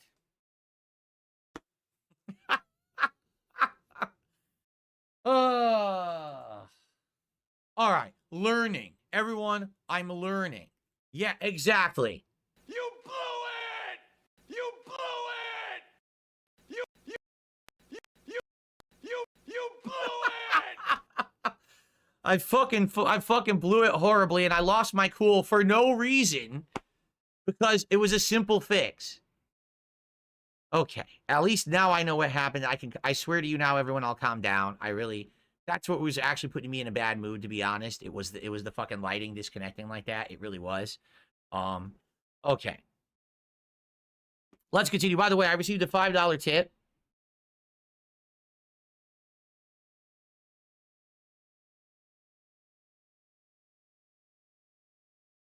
From an anonymous tipper. Thank you for an anonymous $5 tip, whoever that was. I appreciate that very much. Thank you. Jeff Grubb is saying that he likes the new setup. I appreciate that, Jeff. Thank you.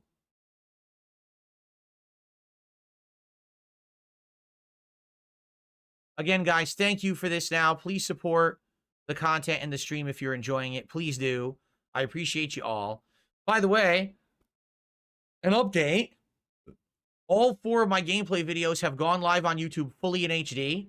The only thing that's still processing is the podcast.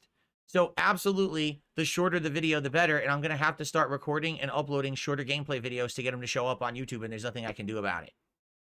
Okay, and I apologize for that. I know everyone has gotten used to the longer form videos, but YouTube isn't agreeing with them right now. So I'm going to have to keep doing like half-an-hour videos until this can be figured out. I don't know what the problem is. It's definitely on the YouTube side, though. Okay? Either I'm doing Game Awards tomorrow on my podcast. So if you're interested in me reacting to Game Awards stuff, I'm going to get all that information and do it tomorrow on my show in the morning. I'm actually, after tonight's work tonight, when I'm in bed and stuff, and my wife's probably going to go to sleep early because she worked, early all week. I'm going to be in bed getting trailers and things together for tomorrow's podcast where I will cover all of that for you. Okay? So definitely come by tomorrow if that's what you want. I still have over another hour of politics to do here on the show tonight. Okay? All right, are we ready to get back? So thank you guys for that little bit of support there. Again, let's please keep the support going. All right, please. And thank you in advance for anything. Let's continue. Here we go. Okay. All right, folks, ready? Okay, everyone. It is time for our next major topic of the night.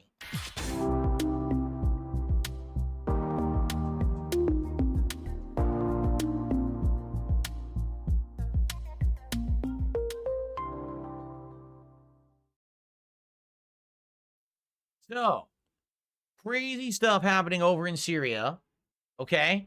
I just want to kind of summarize everything that has happened over the course of this wild week over there, and then kind of give you a little bit of my take. But I actually found a really good article that basically is going to say who can benefit best or who are the players in this whole Syrian conflict, okay? So, FYI. The government of Syria was overthrown earlier this week. A stunning advance by Syrian rebels ended Bashar al-Assad's 24-year-long rule, with opposition forces taking the capital and forcing the president to flee on the 8th of December. The overthrow followed a 13-year civil war, which started after Assad crushed pro-democracy protests. The fighting killed more than 500,000 people, displaced millions more, and embroiled international powers and their proxies. The world is now watching to see how Syria's political landscape shapes up after the end of the Assad family's half-century rule. Those with a vested interest in the conflict and the future of the country include on one side Russia and Iran, which backed Assad, and on the other side the US and Turkey, which supported different rebel groups and militias. And then they're going to explore the different sides on this, okay? So, FYI, I have a series of different articles that I'm going to be covering. Why is Israel attacking Syria?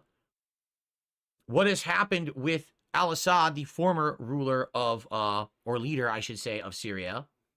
And then there's a pretty good summary here of the new leader in Syria, okay? So with this overthrow, here's what's going on. Here are the different countries who have a vested interest in what's going on in Syria and how it's basically going to affect them and the world, okay? So Turkey. During Syria's civil war, Turkey was supported rebel factions, most of which now fight under the banner of the Syrian National Army by providing arms, military, and political support. Syria's northern neighbor has mostly been concerned with using rebels to contain the Kurdish YPG militia, which Turkey accuses of being an extension of the domestically banned Kurdish rebel group, the PKK. Turkey wants the roughly 3 million Syrian refugees living in its country to return home. So it had 3 million refugees in the country, but they're like, yeah, but you guys won now. Go back. We don't want you here anymore. The YPG is the biggest militia in the U.S.-backed Kurdish-led Syrian Democratic Forces Alliance, which controls most of the northeast of the country. The SDF largely avoided conflict with Assad's forces during the war. However, Turkish troops and allied rebels seized stretches of territory from the YPG and SDF along Syria's northern border. Turkey has been politically involved. In 2020, Turkey and Russia brokered a ceasefire to halt a push by the government to retake Idlib. So, basically, Turkey is the northern neighbor, okay? And Turkey's like, we've been putting up with this crap for 25 years. You guys just can't stop fighting amongst each other. We took in millions of your refugees, but now that one side finally won, we want all your asses back. Get the hell back over there. They're like ready. They're going to toss them over the border like a sack of potatoes. Get back down there and get out of our country. You've been here for too long. Russia already had a decades-long relationship with the Assad government and military bases before the Civil War. Anybody saw it. I Russian showed President you guys. Vladimir You Putin just like used his country's presence in thing. Syria in support of Assad to challenge the power and dominance of the West in the region. That looks good. So Russia benefited from Assad and that group being in charge of Syria. They were basically teaming up with them. And it says right here, Russia launched an air campaign and sent thousands of troops in support of the Assad regime. And Russia received 49-year leases on an airbase and naval base, which provided crucial hubs in the Eastern Mediterranean for transferring military contractors in and out of Africa.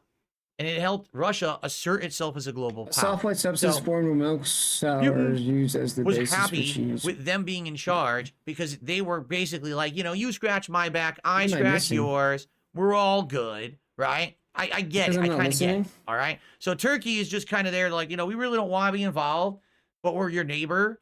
We see this conflict going on. Refugees, if they need to come here, they do. But as soon as this is over, get the hell back. Leave us alone.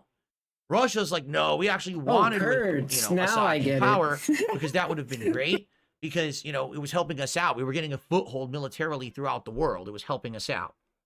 The U.S., after Syria's pro-democracy protests in 2011 were met with force, U.S. President Barack Obama backed the opposition to Assad's rule. So the U.S. had been staying out of it. But then when democracy protests broke out, we want democracy, down with Assad, and Assad said, crush them now. And the military struck. The U.S. turned and said, oh, well, we're pro-democracy. The fact that you're not allowing for peaceful protests in your country like we have here, mostly peaceful protests as the flames are exploding and the looting begins. But, turned against them all of a sudden because originally, we were kind of saying neutral, but now we're like, nope, now we're going to get involved in it. Okay. So a U.S.-led global coalition carried out airstrikes and deployed special forces to help the Kurdish-led SDF alliance capture territory once held by the IS in the Northeast. And after the Assad government fell, the U.S. government said it conducted dozens of airstrikes against IS camps and operatives in central Syria to ensure the IS could not take advantage of the unstable situation. President-elect Donald Trump, who takes office in January, said Syria is a mess and the U.S. should stay out of it. When Trump was president in 2019, he ordered the withdrawal of U.S. troops from Syria, a move his officials gradually rode back. The U.S. currently has around 900 troops in Syria, mostly in the Northeast. Okay? So we're basically been in and out of it. We were out of it, then we got into it, then we were out of it, then we got into it. We're back and forth. We're kind of wishy-washy on this, okay? Iran and Syria have been allies since Iran's Islamic Revolution in 1979. Syria backed Iran during that Iran-Iraq war in the 1980s. During the Syrian civil war, Iran is believed to have deployed hundreds of troops and spent billions of dollars to help Assad. So Iran is on Assad's side, much like Russia. They feel like they're going to get benefit out of it, okay? Israel. Now, this is the important one because the next story is that Israel is bombing Syria, okay? So let's talk. Israel seized the Golan from Syria in the closing stages of the 1967 Six-Day War and unilaterally annexed it in 1981. The move was not recognized internationally, although the U.S. did so unilaterally in 2019.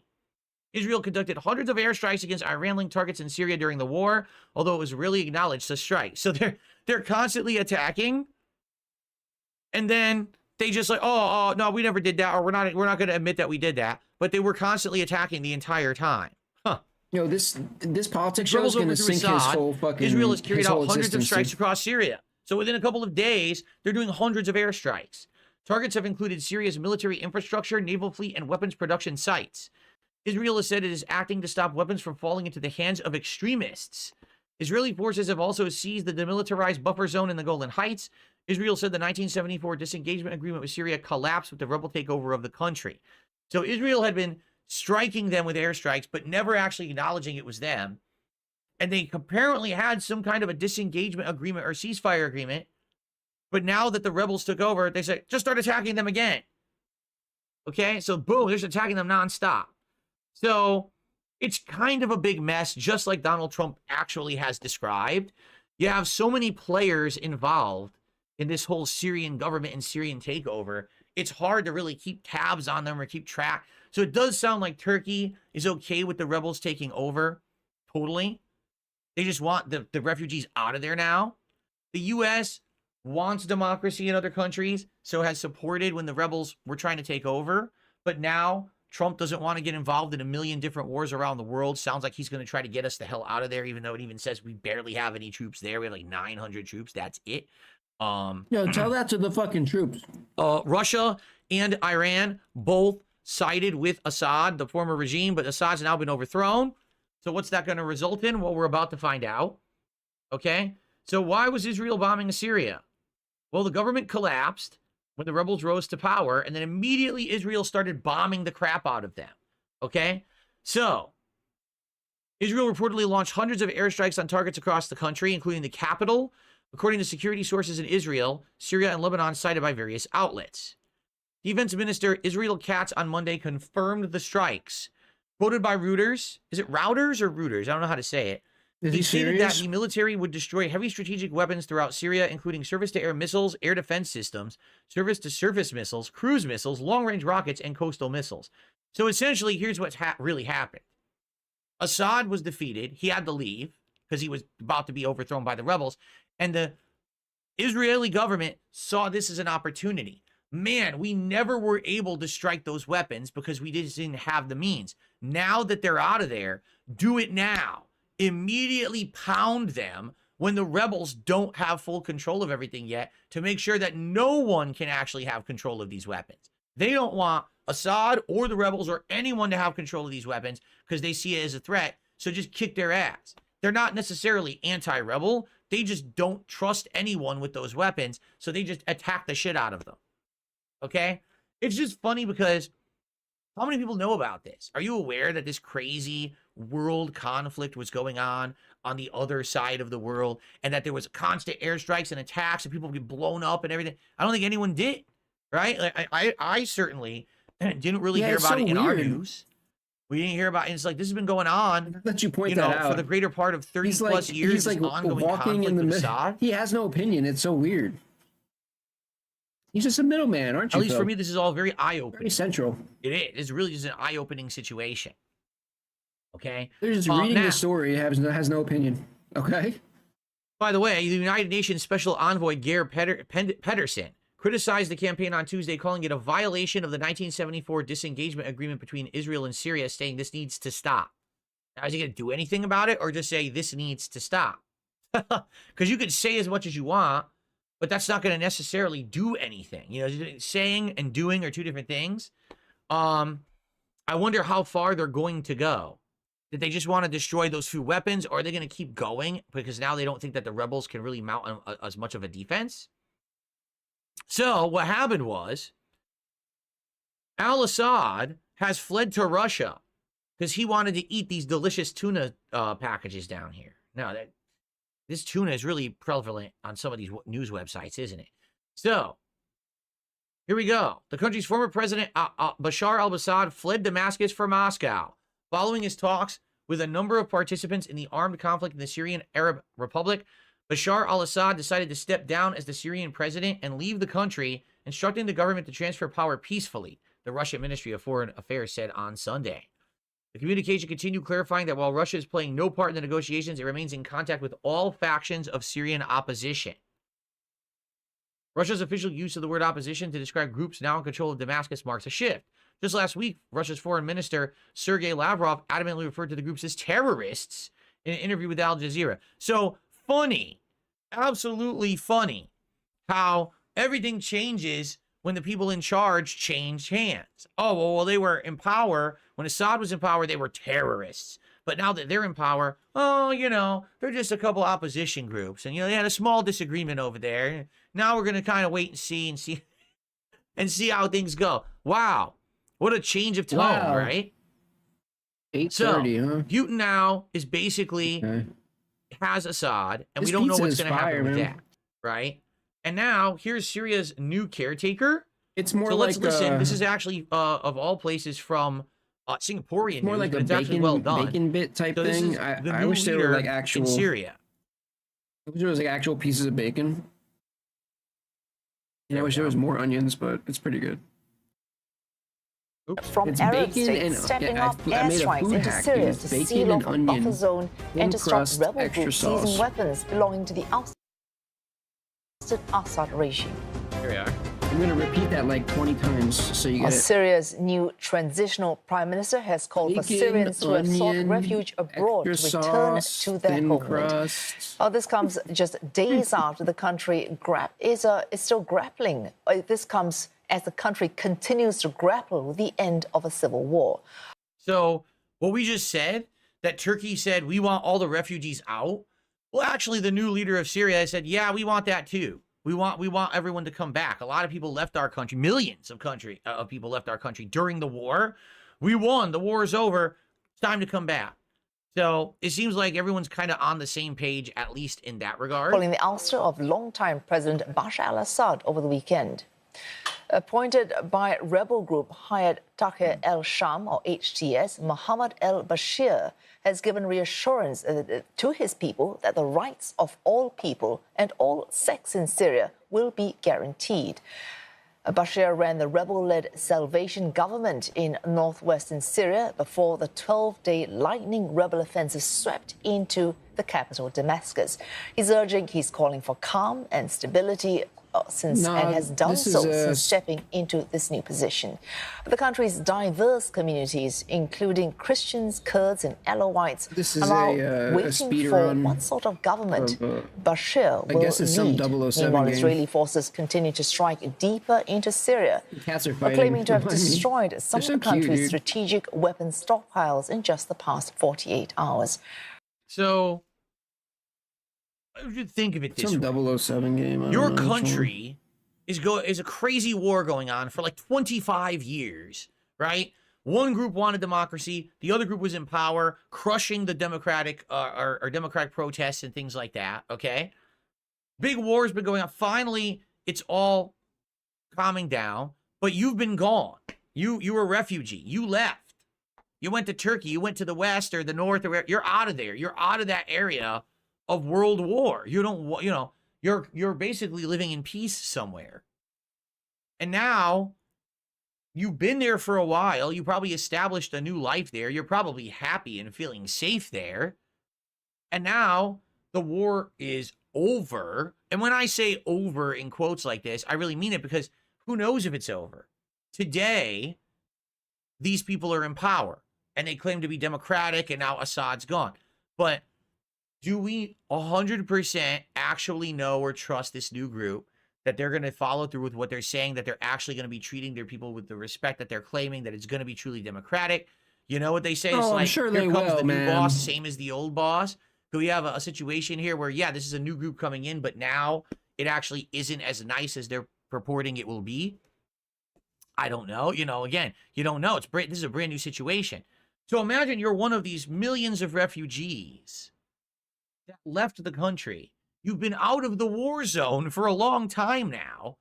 And now your own country is calling you back, saying, get back here. And the country that you're in, that you took refuge in, is saying, get the hell out. How would you feel? I mean, I'll be honest, pretty shitty. Because you don't really know. I mean, you just went through this crazy shit. You got the hell out of there to try to protect your well-being, your family members and everything. Who knows what's really going to happen if you go back? So I feel like a lot of these people are going to be very, very reluctant and skeptical to just all of a sudden believe everything and turn around and go back.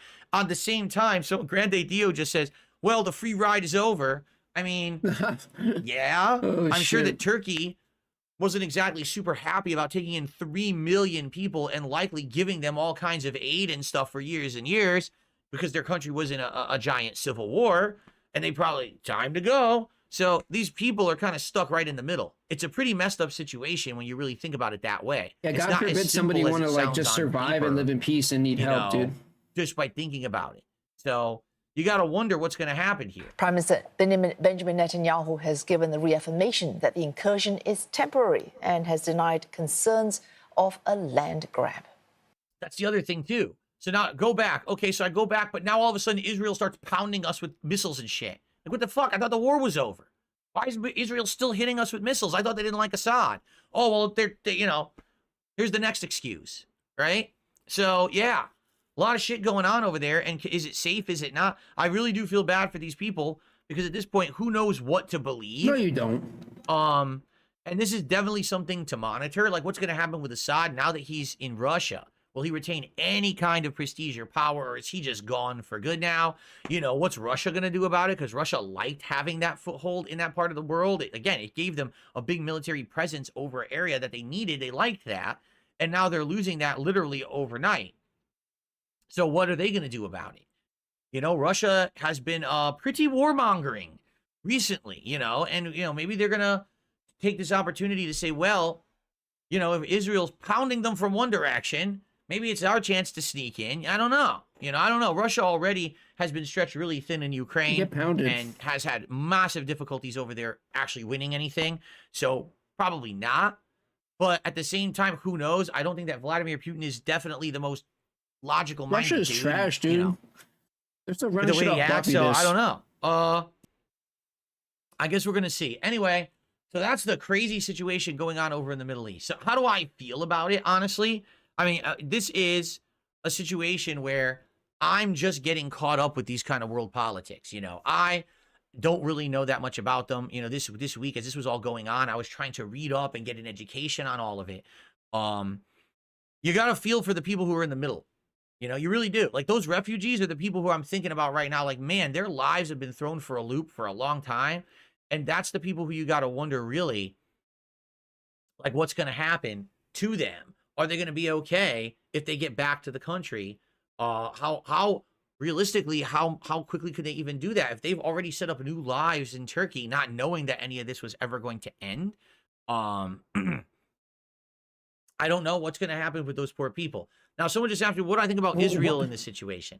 Well, with Israel, it sounds to me. Oh no, right? it's bait. Like, no, Phil. they basically it's bait. already Don't. knew that there was these big weapons in Syria that posed a giant threat to Israel. That if ever there was a world conflict or whatever, that they absolutely would have had all of these weapons that were a huge danger. So they probably wanted to get at them the entire time, okay, and couldn't.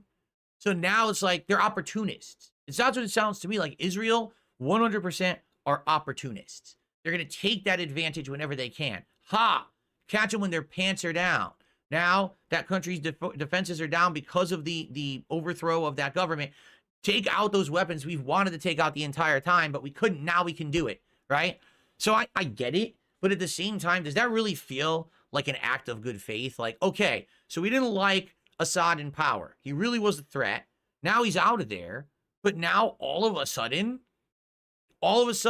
even though we have new people in power, we're not even going to give them a chance or a benefit of the doubt. We're just going to pound their weapons and make sure they don't have them. Because that's even what they said. We want to be sure that these weapons are not falling into the wrong hands. So what they're essentially saying is we don't trust these people that just overthrew Assad either. We don't trust Assad. We don't trust you. We don't trust anyone in Syria, apparently. Right? We're just going to go ahead and get you anyway. So, I mean, yeah, some people could argue that's warmongering, is it not? Or is it smart? Maybe it's smart. Maybe they know what they're doing.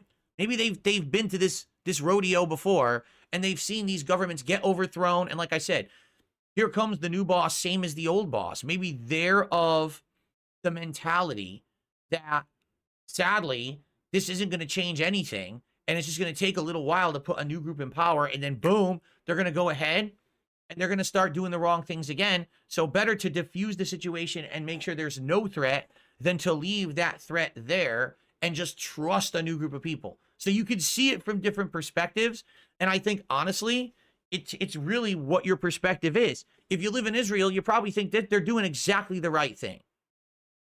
Right? This is exactly what we need to do. They're doing the best for everyone in the region because that country's been so destabilized for so long. This is absolutely the right thing to do. But you might be someone on the outside situation looking in and be like, wait a minute. Who gave them the right to just attack the new group? They literally just won their power. Well, this is an They argument that you overthrew the cannot government that win everyone on thought either was side. bad. And now all of a sudden, you can attack them too. You can't even. And they keep doing it. Oh, we assure you it won't be indefinite. We're gonna. Well, yeah, but you already are kind of overreaching. That's why NATO is saying to them, or not NATO, the United Nations. They're saying, what are you doing? Stop right now. It ain't right. This is a new group now. You know? So, and that's the thing. Like I cured it what my brain says. Well, destroying the weapons prevents it being used later. If no one gets hurt during the strike, I'm okay with it. Damn. There is 0% chance that no one got hurt during the strike. Listen. 0. You know that there's people there. They just took the country over. They probably have people there defending these He's trying to balance. He's like on missiles one or leg, whatever, dude, and they're dead. balancing in the middle right You know, now. anytime there's a missile strike, anytime that there's an attack or an incursion, there's death involved. It's not in this. Oh, we such a precise strike. We only disabled the missiles. Nothing else was harmed. That sounds like bullshit to me. You know that people are dying and stuff. You know what I'm saying? So I don't know. For me, this is my first dipping my toe into the lake of crazy world politics, of world, incursions and things. So will this new group be better than the last? You got to hope for the best, right? You have to. You have to hope for the best, at least. I would hope that these people are well-intentioned and what they're saying is true. No, now we're a democratic republic. Now the people will have the power. We've overthrew, that government that was really bad for everyone and didn't care about people's opinions and people's well-being. You got to hope for the best. Sometimes, though, hoping doesn't really amount to anything. I guess this has got to be a very careful watch on this region to see how these people start behaving. The fact that Russia took Assad in leads you to believe that Russia probably is not going to be good with this group. Yo, the injured Turkey, stepped though, on me, dude. it seems like they just want them gone. Like, enough. We've had enough of your conflict. Stepped on me. We just don't want to be involved anymore. Get the hell out. Get the refugees out. Get everyone out. We don't want to be wrapped up in your crap any longer. It's a win-win. Okay. So, folks, that is our second major story of the night. I'm just going to briefly, I want to stretch my leg because I haven't stood up at all to take a break, and my leg is actually feeling a little sore, so I just want to stretch for a sec. We have one other major story tonight, all right, which is going to be about the New York subway hero and his acquittal and what's going on now currently with that, because there is so much going on with that right now. We have a lot of ground to cover there. If we have extra time after that, we will cover some of the other stories that people submitted, but I knew that these three big stories were going to take a long time this week, okay? What's up, Mark? How you doing? Dude. By the way, Rich88 says, how do I contribute here? You can tip by looking at the description of the stream or the about page, or you can gift some subs to the community here. Gifting subs to the community means other people get cool benefits from it. New emotes and animations. Phil, you think he's that stupid? Either way would be greatly appreciated. As you can see, guys, we're at $37 and we're heading into our third and final story of the night. I got about another half an hour on the show. So please support the stream again. Please support the stream. I like doing this show. It's been a fun variety show for me outside of gameplay. But now, it hasn't really been stacking up too well when it comes to support. So I don't know. We'll have to see what happens. Okay, let me stretch here. Big ups, Chuck. Yeah, he don't fence it on the support. He needs that. That's something he does not play about. What is in his background? He's got a... Is that a fox? He's got a golden reindeer, a candy cane, a little snowman. And it says Noel. Wow. Dude, what?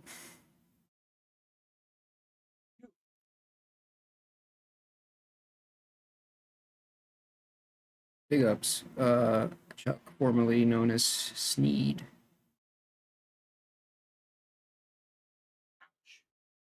Guys, and changing your names. You were silly. Phew. He was moaning. He was, dude. All right, guys. That yawn felt really good.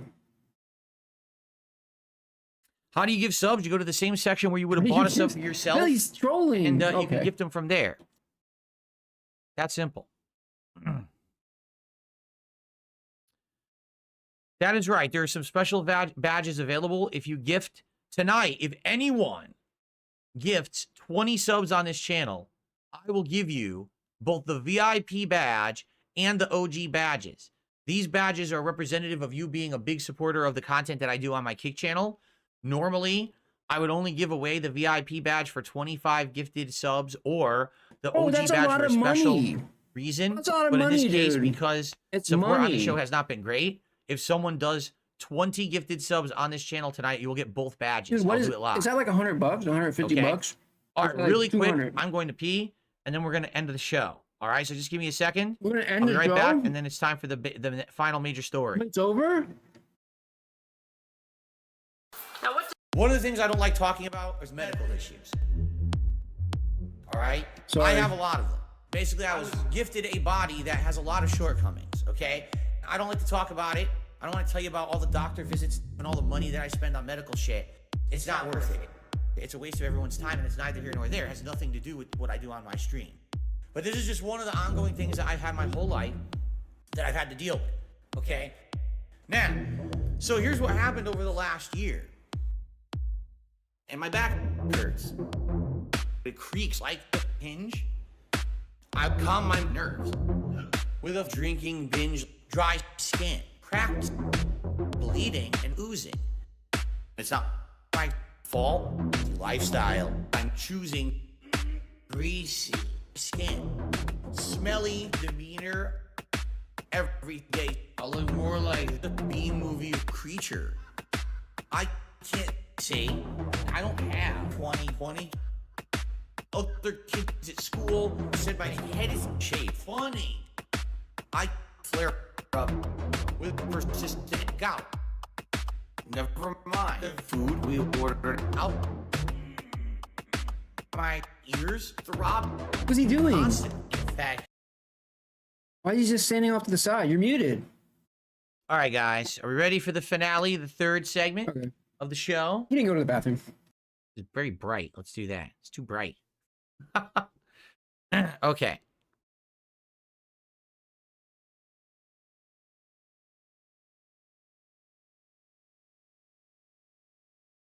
We got people arguing in the chat a ton about the Syrian conflict, which is pretty crazy. They're going nuts at each other. At least you're going at each other and not me, but it would be nice if you guys could calm down a little bit. All right, guys, this is it. Last segment of the show and last chance for someone to support. Please do. If you support the show, I'll be much more encouraged to keep doing it. But I'm going to be honest. Last week, we only raised about $60, and now that we've only got 37 this week, I'm starting to seriously think if I should keep doing this show or not. Just being honest, you know? It seemed like originally there was tons of support, and now it's gone away. I've been doing much better on gameplay streams, so, you know, unless you guys don't care about this, something that you've asked me to do for years and years, and I personally set up per your requests, you know, then I don't know. Some people are of the impression that if I streamed it on YouTube, it would do better. I don't believe that. I consider this like similar to the old React show. If I did it on YouTube, also no one would support that either. I mean, I'm being honest. Yeah, I think that it would have some people here, but no one would be giving super chats or memberships or anything either.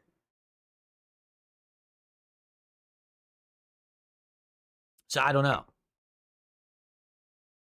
Okay. All right, are we ready? It's time for the third and final segment. Here we go. This is going to be the best part of the night, by the way. This one, I have a significant amount to say. Okay? You ready? Here we go. All right, everyone. It is time for our third and final major topic to be covered tonight on dsPolitics. Here we go.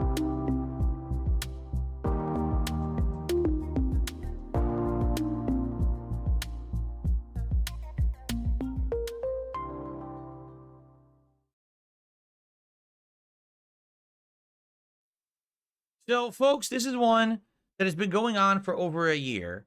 It's been a very hot topic in United States politics for various different reasons.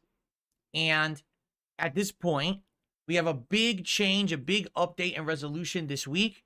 And this country, once again, is being divided because of it. Let's talk about the case of Jordan Neely and Daniel Penny.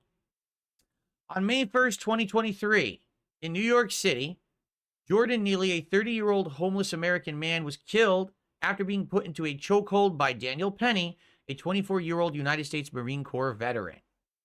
So, Penny, just this week, was found not guilty of a charge of criminally negligent homicide in relation to Neely's death, and a charge of second-degree manslaughter was also dismissed. Neely's death prompted protests and a broader debate around Penny's actions and Neely's circumstances.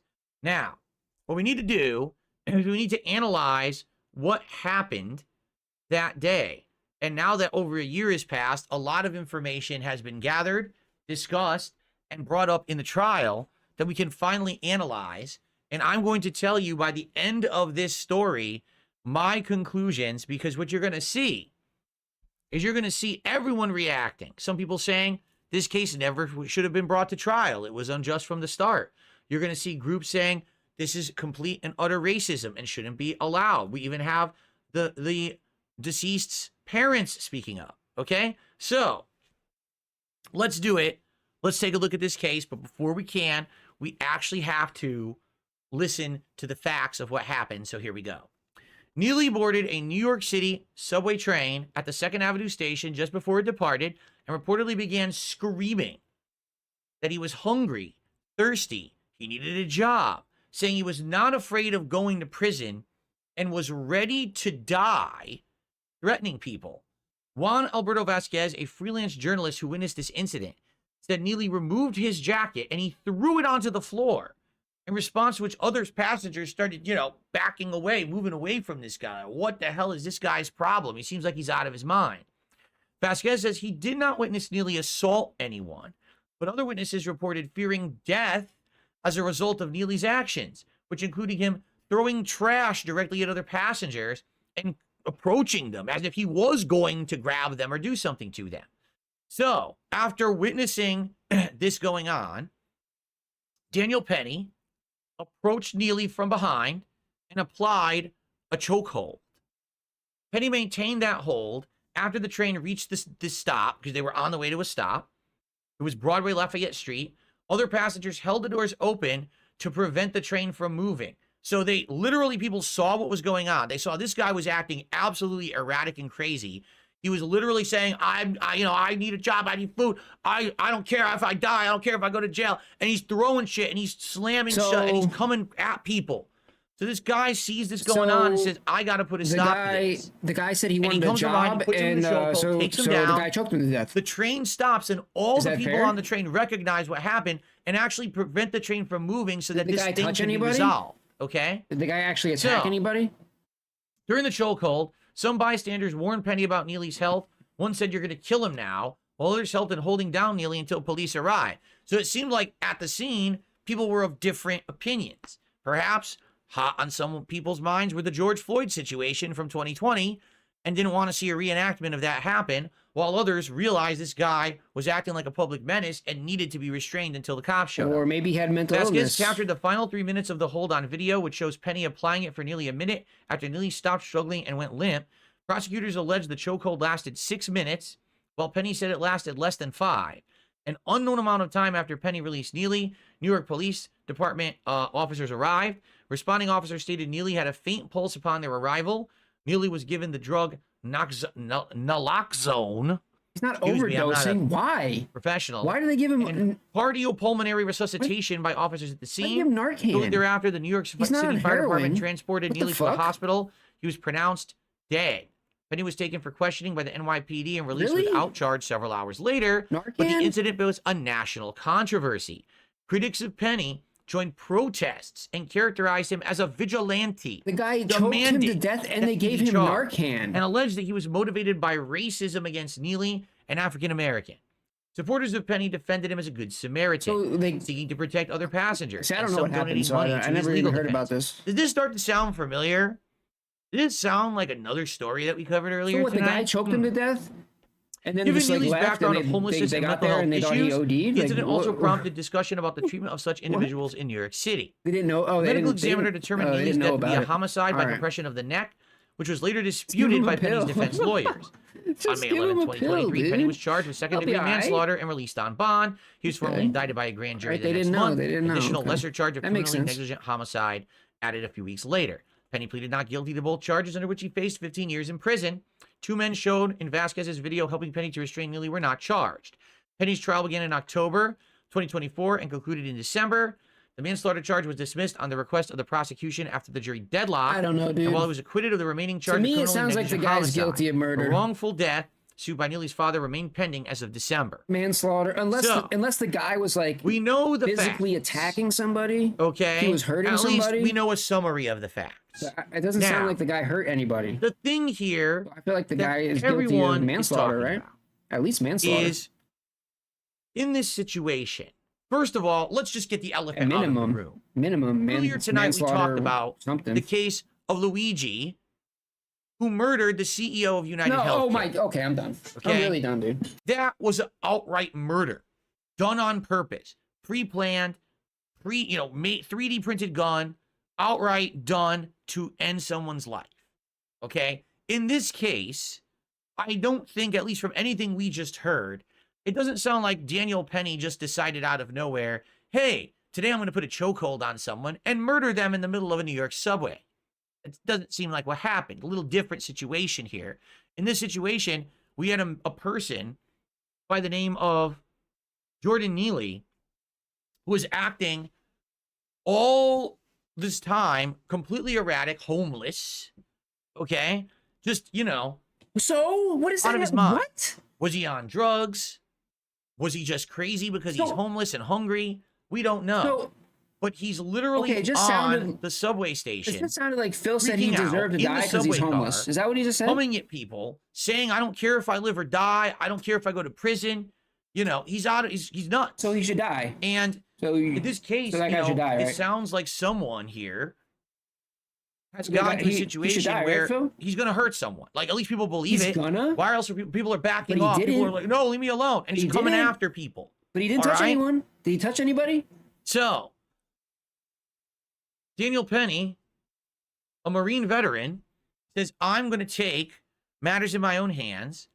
I want to help these people around me who are now in danger. Perhaps he didn't feel himself as much in danger, being that he was a 24-year-old Marine. So if he's to not defend in, himself, if but he sees this guy's coming after danger, other people in the train car. No, dude. He's like, I got to do something. Phil, you're a fucking moron.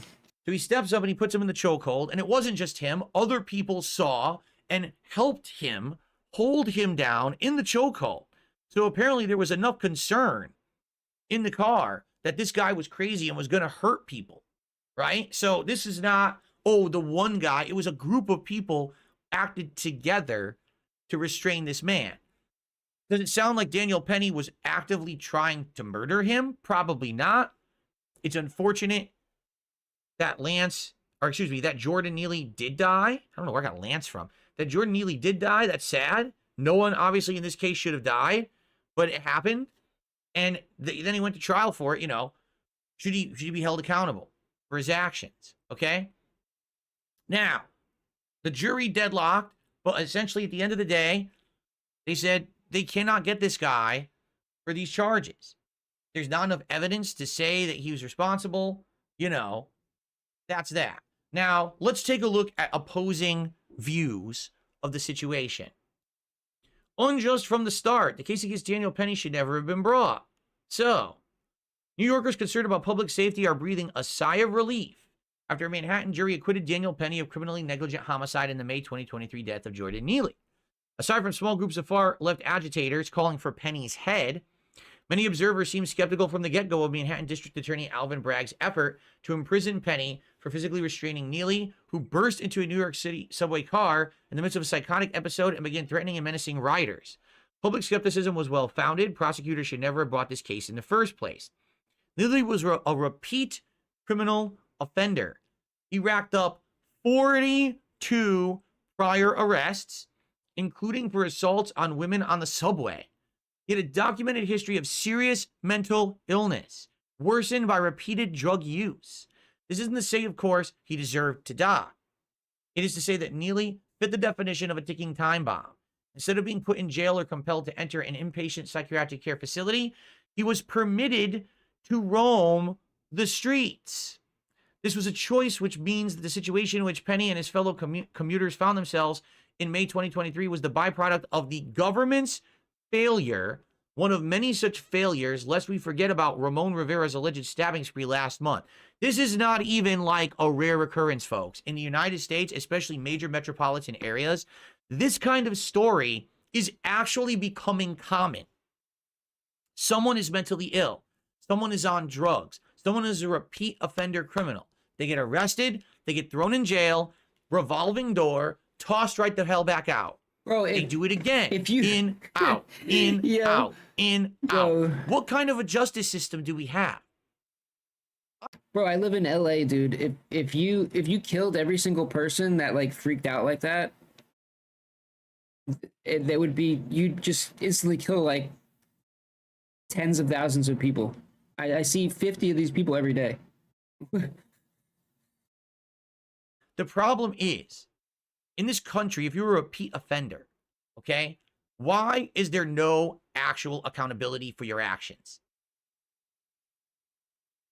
You know what they say, fool me once, shame on you, fool me twice, shame on me. This guy's a 42-time offender.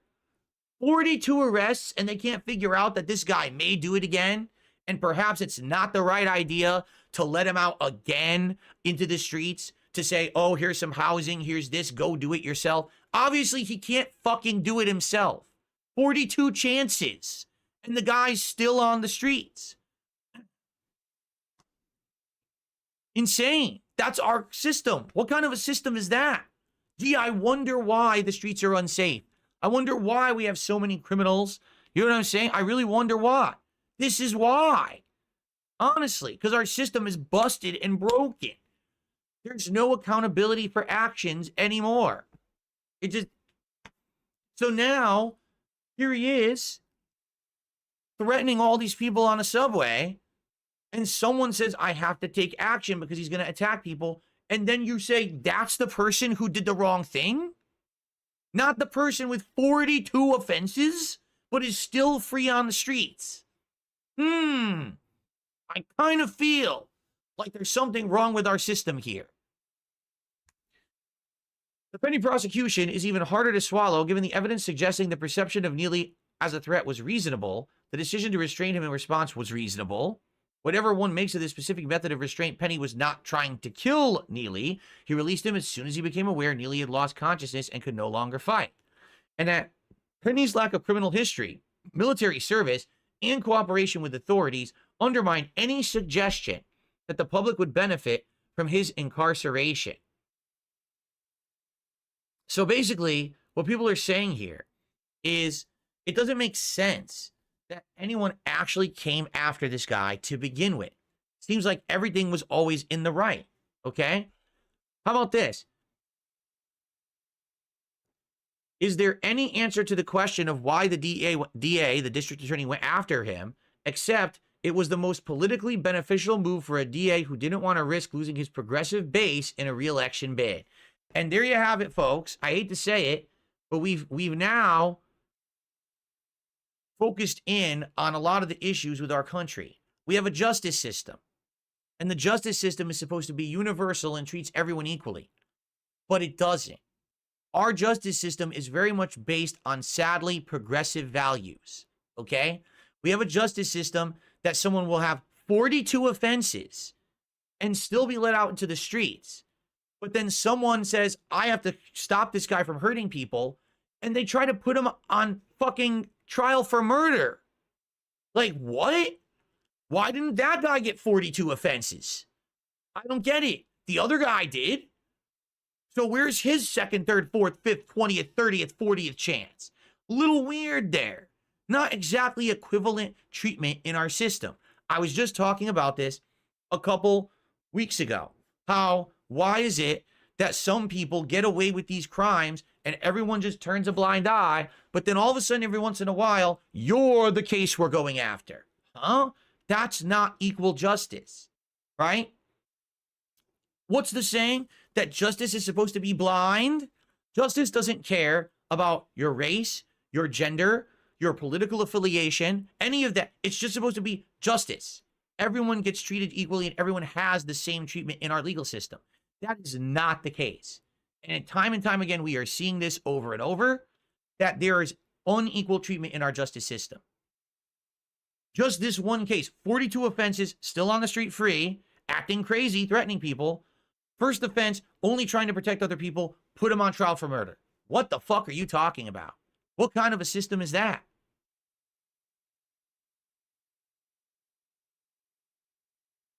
So, In this case, this person believes it's self-defense. The guy did the right thing. Let's look at the other side of this factor, shall we? Here we go. This is a Black Lives Matter leader now joining this man on his political show. What does she think about this situation after his acquittal? And here he is having celebratory drinks. Okay. So do you not blame Jordan Neely at all? I mean, for what he did? He deserves no blame from your perspective, right? Jordan Neely being the man with 42 offenses in the subway, going crazy, threatening people. I don't even have to say anything yet. Just take a look at her face. I literally don't even have to say a word. Look at her face. She's about to answer, and look at what contortions her face are having right now. Holy shit. Look at the contempt. Look at the scorn on her face. Wow. Okay, let's continue. Did you hear the witness testimony? I'm asking you a question. Or are you cherry-picking the ones? I'm asking you a question. Do you blame Jordan Neely at all for his conduct? If Jordan Neely was a white man, we'd be saying it was an opioid crisis. He was hungry. He was mentally ill. It was a what? An OBY crisis? I don't know what that means. I don't know what that means. So he had a muffin in his pocket. I wouldn't be if there were other. What about the witnesses? Let's play again, just so we're clear on the race. Play Eddie Gibson, who begged Daniel Neely to stop. Oh, again, but he stayed there throughout the incident. Play the ones that fit the narrative. But what's the narrative? There's black women who were on the subway. It was mostly people of color on the subway. What about a white man during cross-examination who said that he was afraid of Daniel Penny, the one who poured water onto his head and said that he was afraid? He was a white man. Yeah, okay, so... And what about the Latino man who was holding his arms? I'm not the one identifying everyone by race. You are. You're the one who keeps telling... Why? Why do you have to? There was nothing in this case. Because when you look at the FBI, when you look at when hate crimes happen, when you look at when injustice happened to black people, but let's agree. We don't get justice. Let's agree to some... Look, I'm going to be doing a segment later this week on a missing black woman who has not been getting nearly enough attention. Send it to me and I'll share the by the media. Absolutely. Because I understand that, and to that degree, you have a fair point about the way sometimes the media and the justice system handles. But not in this case. This case, even the prosecutors conceded Daniel Penny had every right to go hands-on, and the question became, okay, when should he have stopped? I understand that. The time frame on that from the DA's office was after 30 seconds. Can you not concede that Daniel Penny was a trained killer, that he not have his gray belt? United States Marine Corps is an assassin? Sure, but he knew. Let me finish. Every Marine is a trained because assassin. actually, black Marines and white Marines have reached out and actually told us he went too far. But going too far is different from criminal. Let me break it down. A chokehold, a blood chokehold, which he did. You're only supposed to hold someone in that move for 8 to 13 seconds. You're not supposed to do it longer than 2 minutes. Why did Daniel Penny, when the train was completely clear, everyone was on the platform, why did he hold it for nearly 6 minutes? Because he was scared.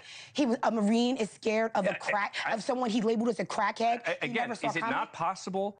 She almost called him a crackhead, and then she said, who he labeled as a crackhead. Bro, she had to dial that back for 1 second. You notice that? She almost realized she called him a crackhead.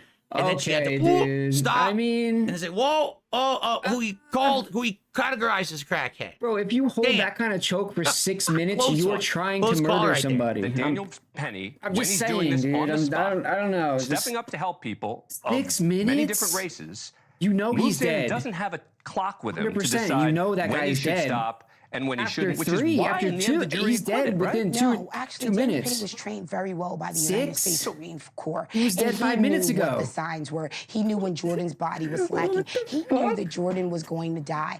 Why didn't you show his face, Dan? You're a good man. Of when he laughed and when the first response. I'm critical. Holy shit, 6 minutes, right? NYPD tried to save his life while they were doing chest compressions. Daniel Penny laughed and said chest compressions. A good person, a hero. One last thing. Why did he never ask about the well-being in that police department about Jordan Neely? So you're asking, a hero. You're asking a lot of questions that are sort of rhetorical questions, right? But the ultimate question is, why did the jury acquit? Is it because they're racist? Yeah, I mean, I don't know, I'm just saying, 6 is excessive. Out of which no one could ever answer, bro. Like, no one could answer any of the questions she asked at all. So she does it on purpose. So it could be this, it could be this, it could be this. You're asking all these rhetorical or hypotheticals that no one can answer. That's her strategy. Because if you ask factual questions, all of a sudden there's a redirect. but then let her pummel you with a bunch of these hypothetical rhetorical questions to make it feel like she has this argument, right? But let's continue and see the end of this, and then let's keep going. America is inherently biased. So the jury is racist. Have you seen? I'm asking you a question. No, don't change the subject. Is it because the jury is racist? Yes. Okay. The jurors. Even the black person on the jury. Would you like to hear something Yeah. from me? I believe that even black people can be anti-black. People are predeceived to see black people as a threat. And So she just thinks that every single person on the jury was a racist, and that's why they saw it that way. I want you to think about this. Ahem. She thinks that because people on a jury said a white man is not guilty of murdering a black man, they are just all racists now de facto.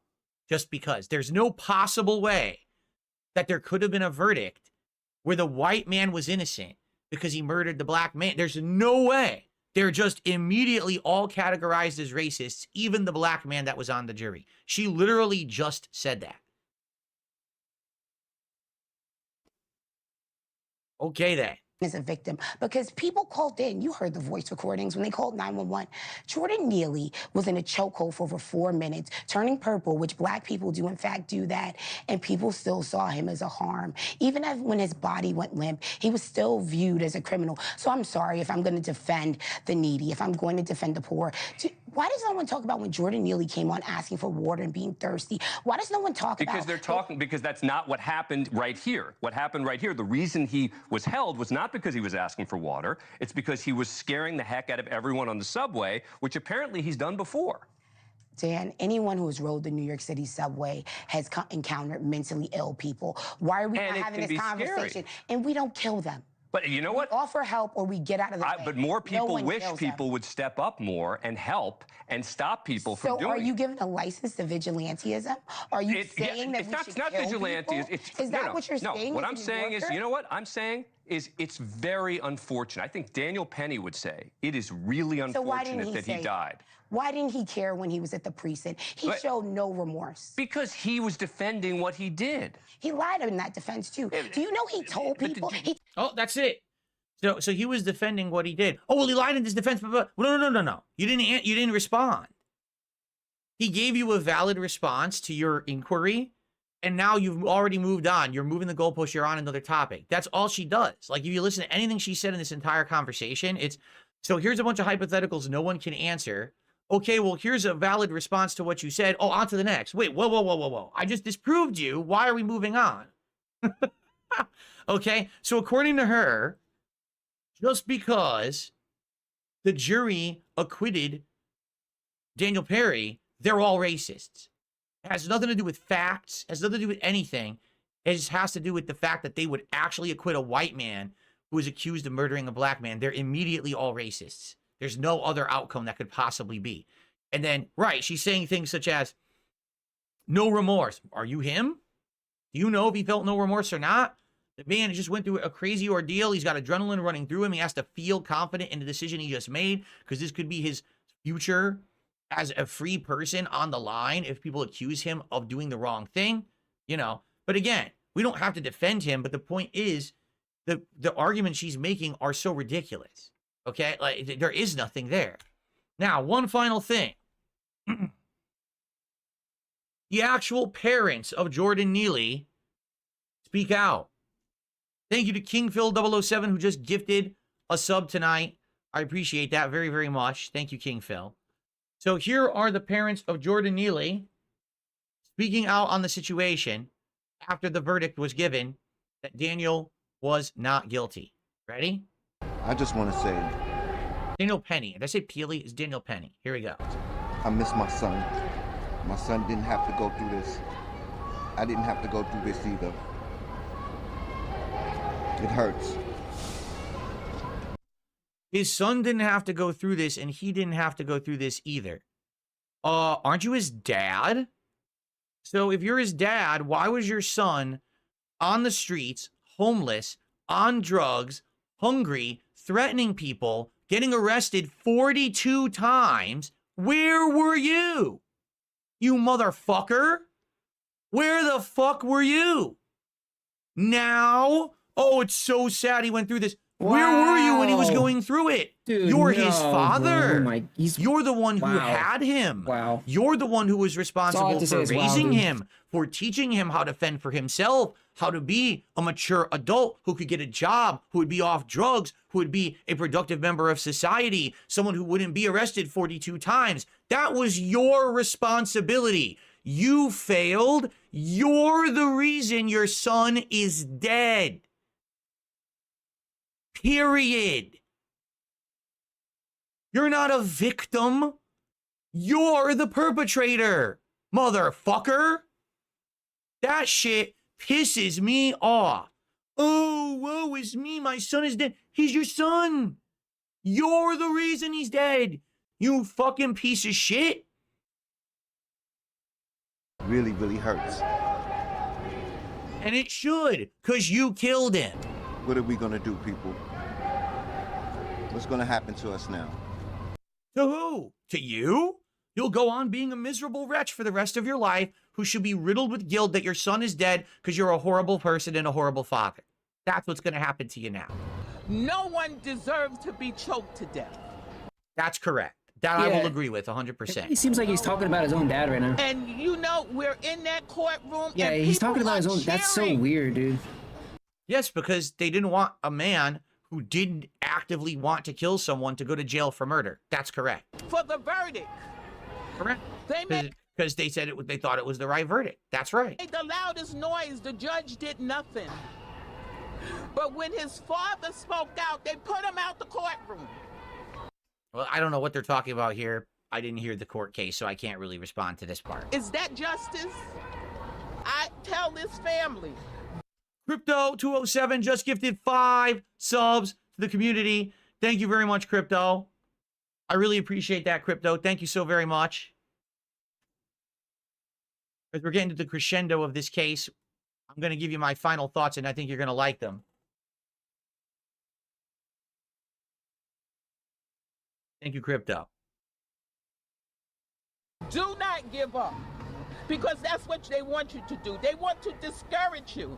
Just like they tried to discourage me. But 10 years later, I'm still fighting. And I'm not only fighting for myself, I'm fighting for families like yours. What is she talking about? Discourage you from what? From trying to convict a man of murder who didn't actually commit murder? I'm confused. Yourself. We can't treat this just like another news story, not another press conference. We have to speak up, and stand up. So I just say today, we did not get justice once again. What do you mean, once again? This is your isolated case. So what you're saying is, I just want to clarify. Every single case where a black man dies and a white man is involved is exactly the same case, is what she's saying. They're all exactly the same.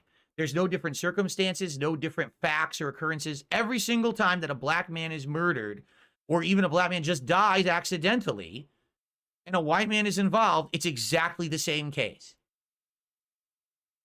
What's that term for when you just group a whole group of people into the same kind of mentality and the same kind of thought pattern, and you have this kind of belief system that a certain color of person always has malicious intent and is doing the wrong thing? What is that? Man, there's a term for this. Man, it's real hard. Sometimes I forget that term because it gets thrown around a lot, and I really forget what it means sometimes because it's used so frivolously.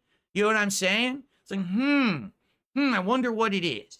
Okay? All right, ladies and gentlemen. I don't need to be in the Oval Office for this. Ladies and gentlemen, I got something to say. Okay?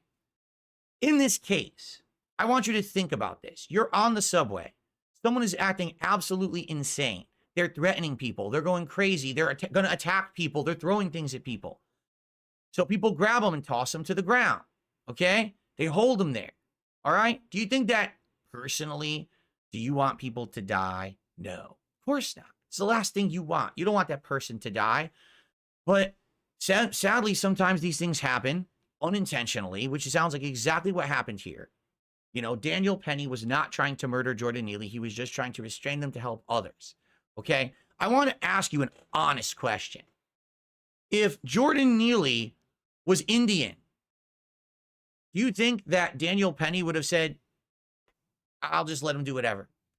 If Jordan Neely was Asian, like let's say he was, I don't know, Japanese, and he was acting like that, do you think that Daniel Penny would have just been like, if Jordan Neely was white, do you think that Daniel Penny would have been like, not going to do anything? Literally what these people are saying is that the only reason that Daniel Penny treated Jordan Neely that way is because he was black. Okay? Ladies and gentlemen, you literally can't prove that in a court of law. Unless there's actual documentation of this person being a documented racist with preconceived notions and preconcepted, oh, I'm out to kill people today that are black because I'm a racist. You could never, ever convict someone of that in a court of law. It's not possible.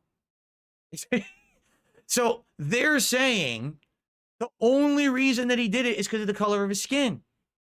I'm sorry, I'm of the impression from the situation we just had described to us that Daniel Penny would have done what he did regardless of the color of the skin of the person because he just wanted to protect himself and the people around him.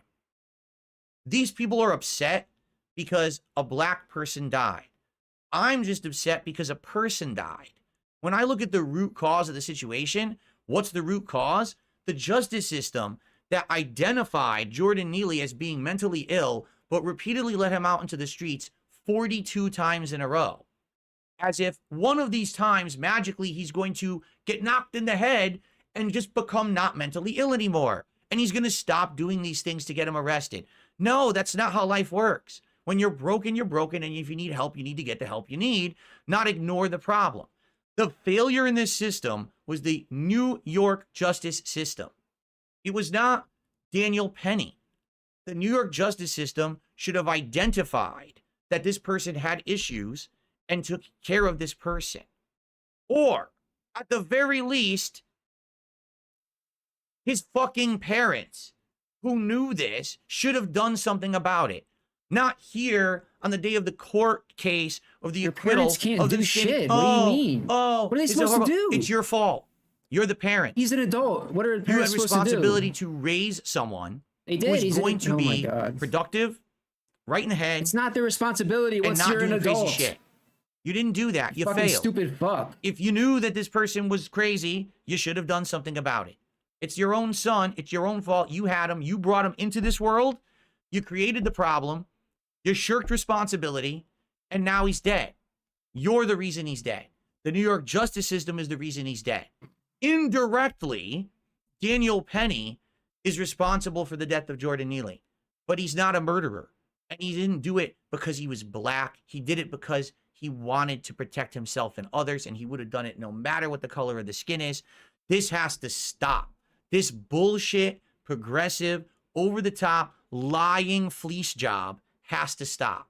Because this is why we don't have justice in the United States. Because of this shit. This is why we have people rushing out into the streets, acting crazy.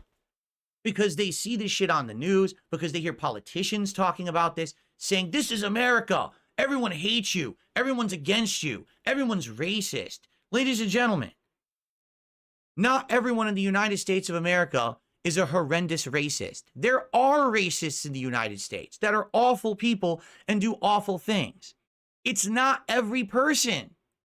Not everyone is against people of different color at all. But they've created this giant strawman, boogeyman mentality in our country that everyone's against people because of the color of their skin. That's not true. Our country is better than that. But they've used fear-mongering and scare tactics to make people like that believe it. So now they literally think every negative thing that happens to them is because people are racist. It's not true. We are better than that. Americans are better, and our country is better than that. Says the racist. And people need to wake up. Okay, I have multiple compilations of Phil being people racist cheered in the courtroom on my channel because the right verdict was given. Someone who was not a racist accidentally took the life of someone who was already mentally ill, probably on drugs. It was a horrible situation for everyone involved. They didn't deserve to be held accountable for a crime. No crime was intended. They were protecting people, doing the right thing. Vigilantism? You just go to my playlist, go to compilations, and pick whatever racism compilation that you want to watch. Phil be racist. You know, I got Indians, I got black people, whatever you want to watch. Phil being racist, and they're long too, very long compilations. You know, so says the racist. Washing has gotten so bad, people are seeing it and saying enough is enough. Daniel Penny is not a racist murderer. We don't want our government prosecuting people for doing the right thing, so we need to vote a different way. And they did. And now the pendulum swings the other way. It's sad that Jordan Neely has passed away, but there were many, many people involved in this process that caused that to happen. And the one person who should not be held accountable for that death was Daniel Penny. And that's what I have to say about that. All right. I received a $10 tip from an anonymous tipper. So whoever that was, thank you very much for the $10 tip. I appreciate that. You say brainwash, I say mind wash. Isn't it the same thing? Isn't brainwashing and mind washing the same thing? A mind and a brain? I think it is. All right. Well, folks, it's been a good episode. This week, I did not get to any additional topics because I had 3 very lengthy topics to cover. I apologize for that if people wanted to hear other stories, but I think the 3 stories that we covered were pretty intense stories.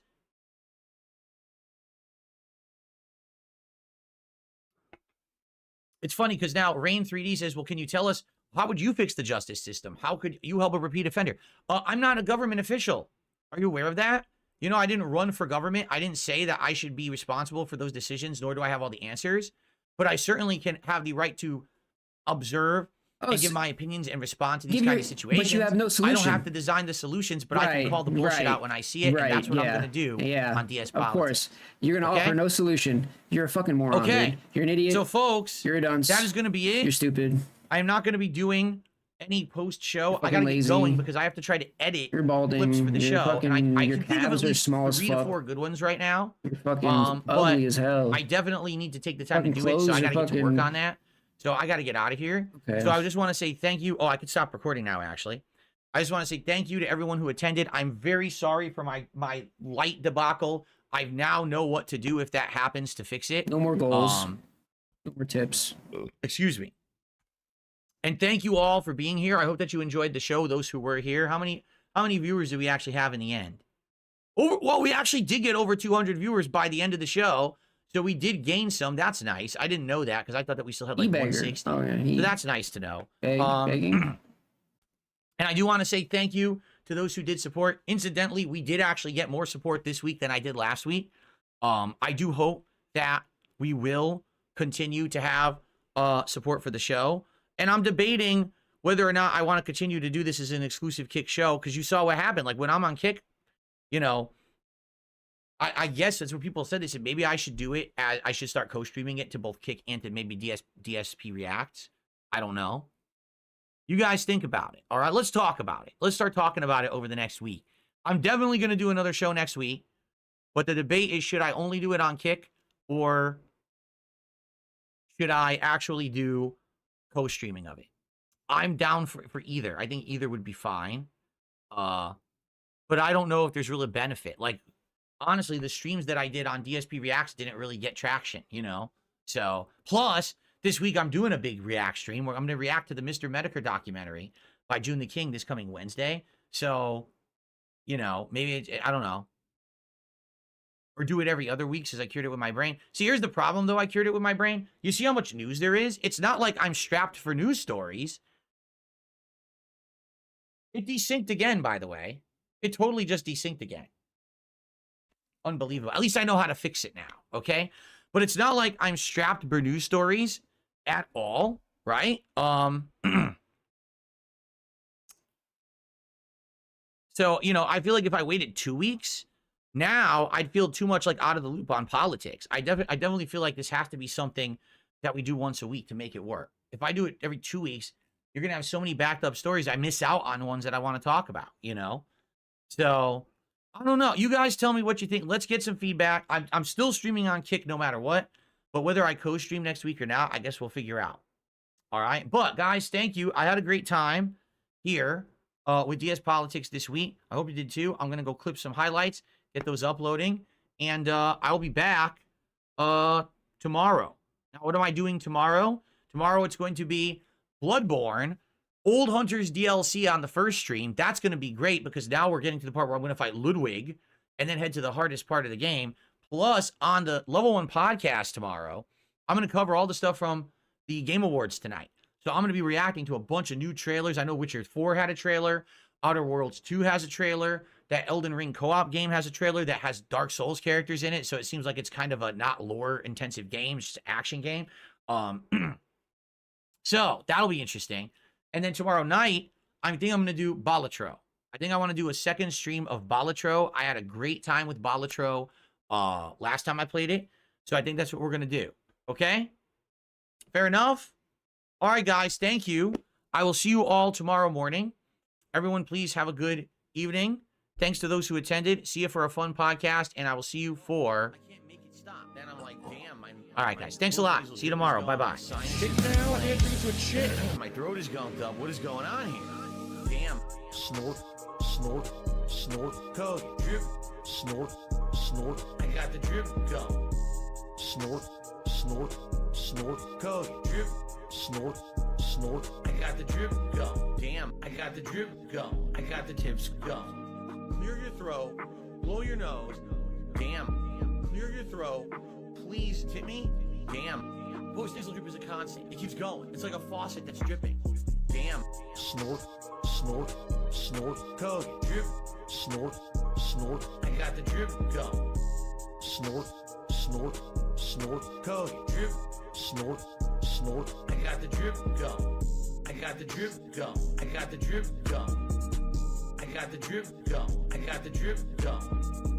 I got the drip go. I got the drip go. Big ups, Joe. I got the drip go. I got the drip go. Can't make it stop. So what do you want me to do? Have a mute button that every second I'm tapping the mute button just in case I'm gonna have to clear. Like, this is what I mean. These dumb kids. Phil's probably gonna be in Kino's chat. You know, go troll him.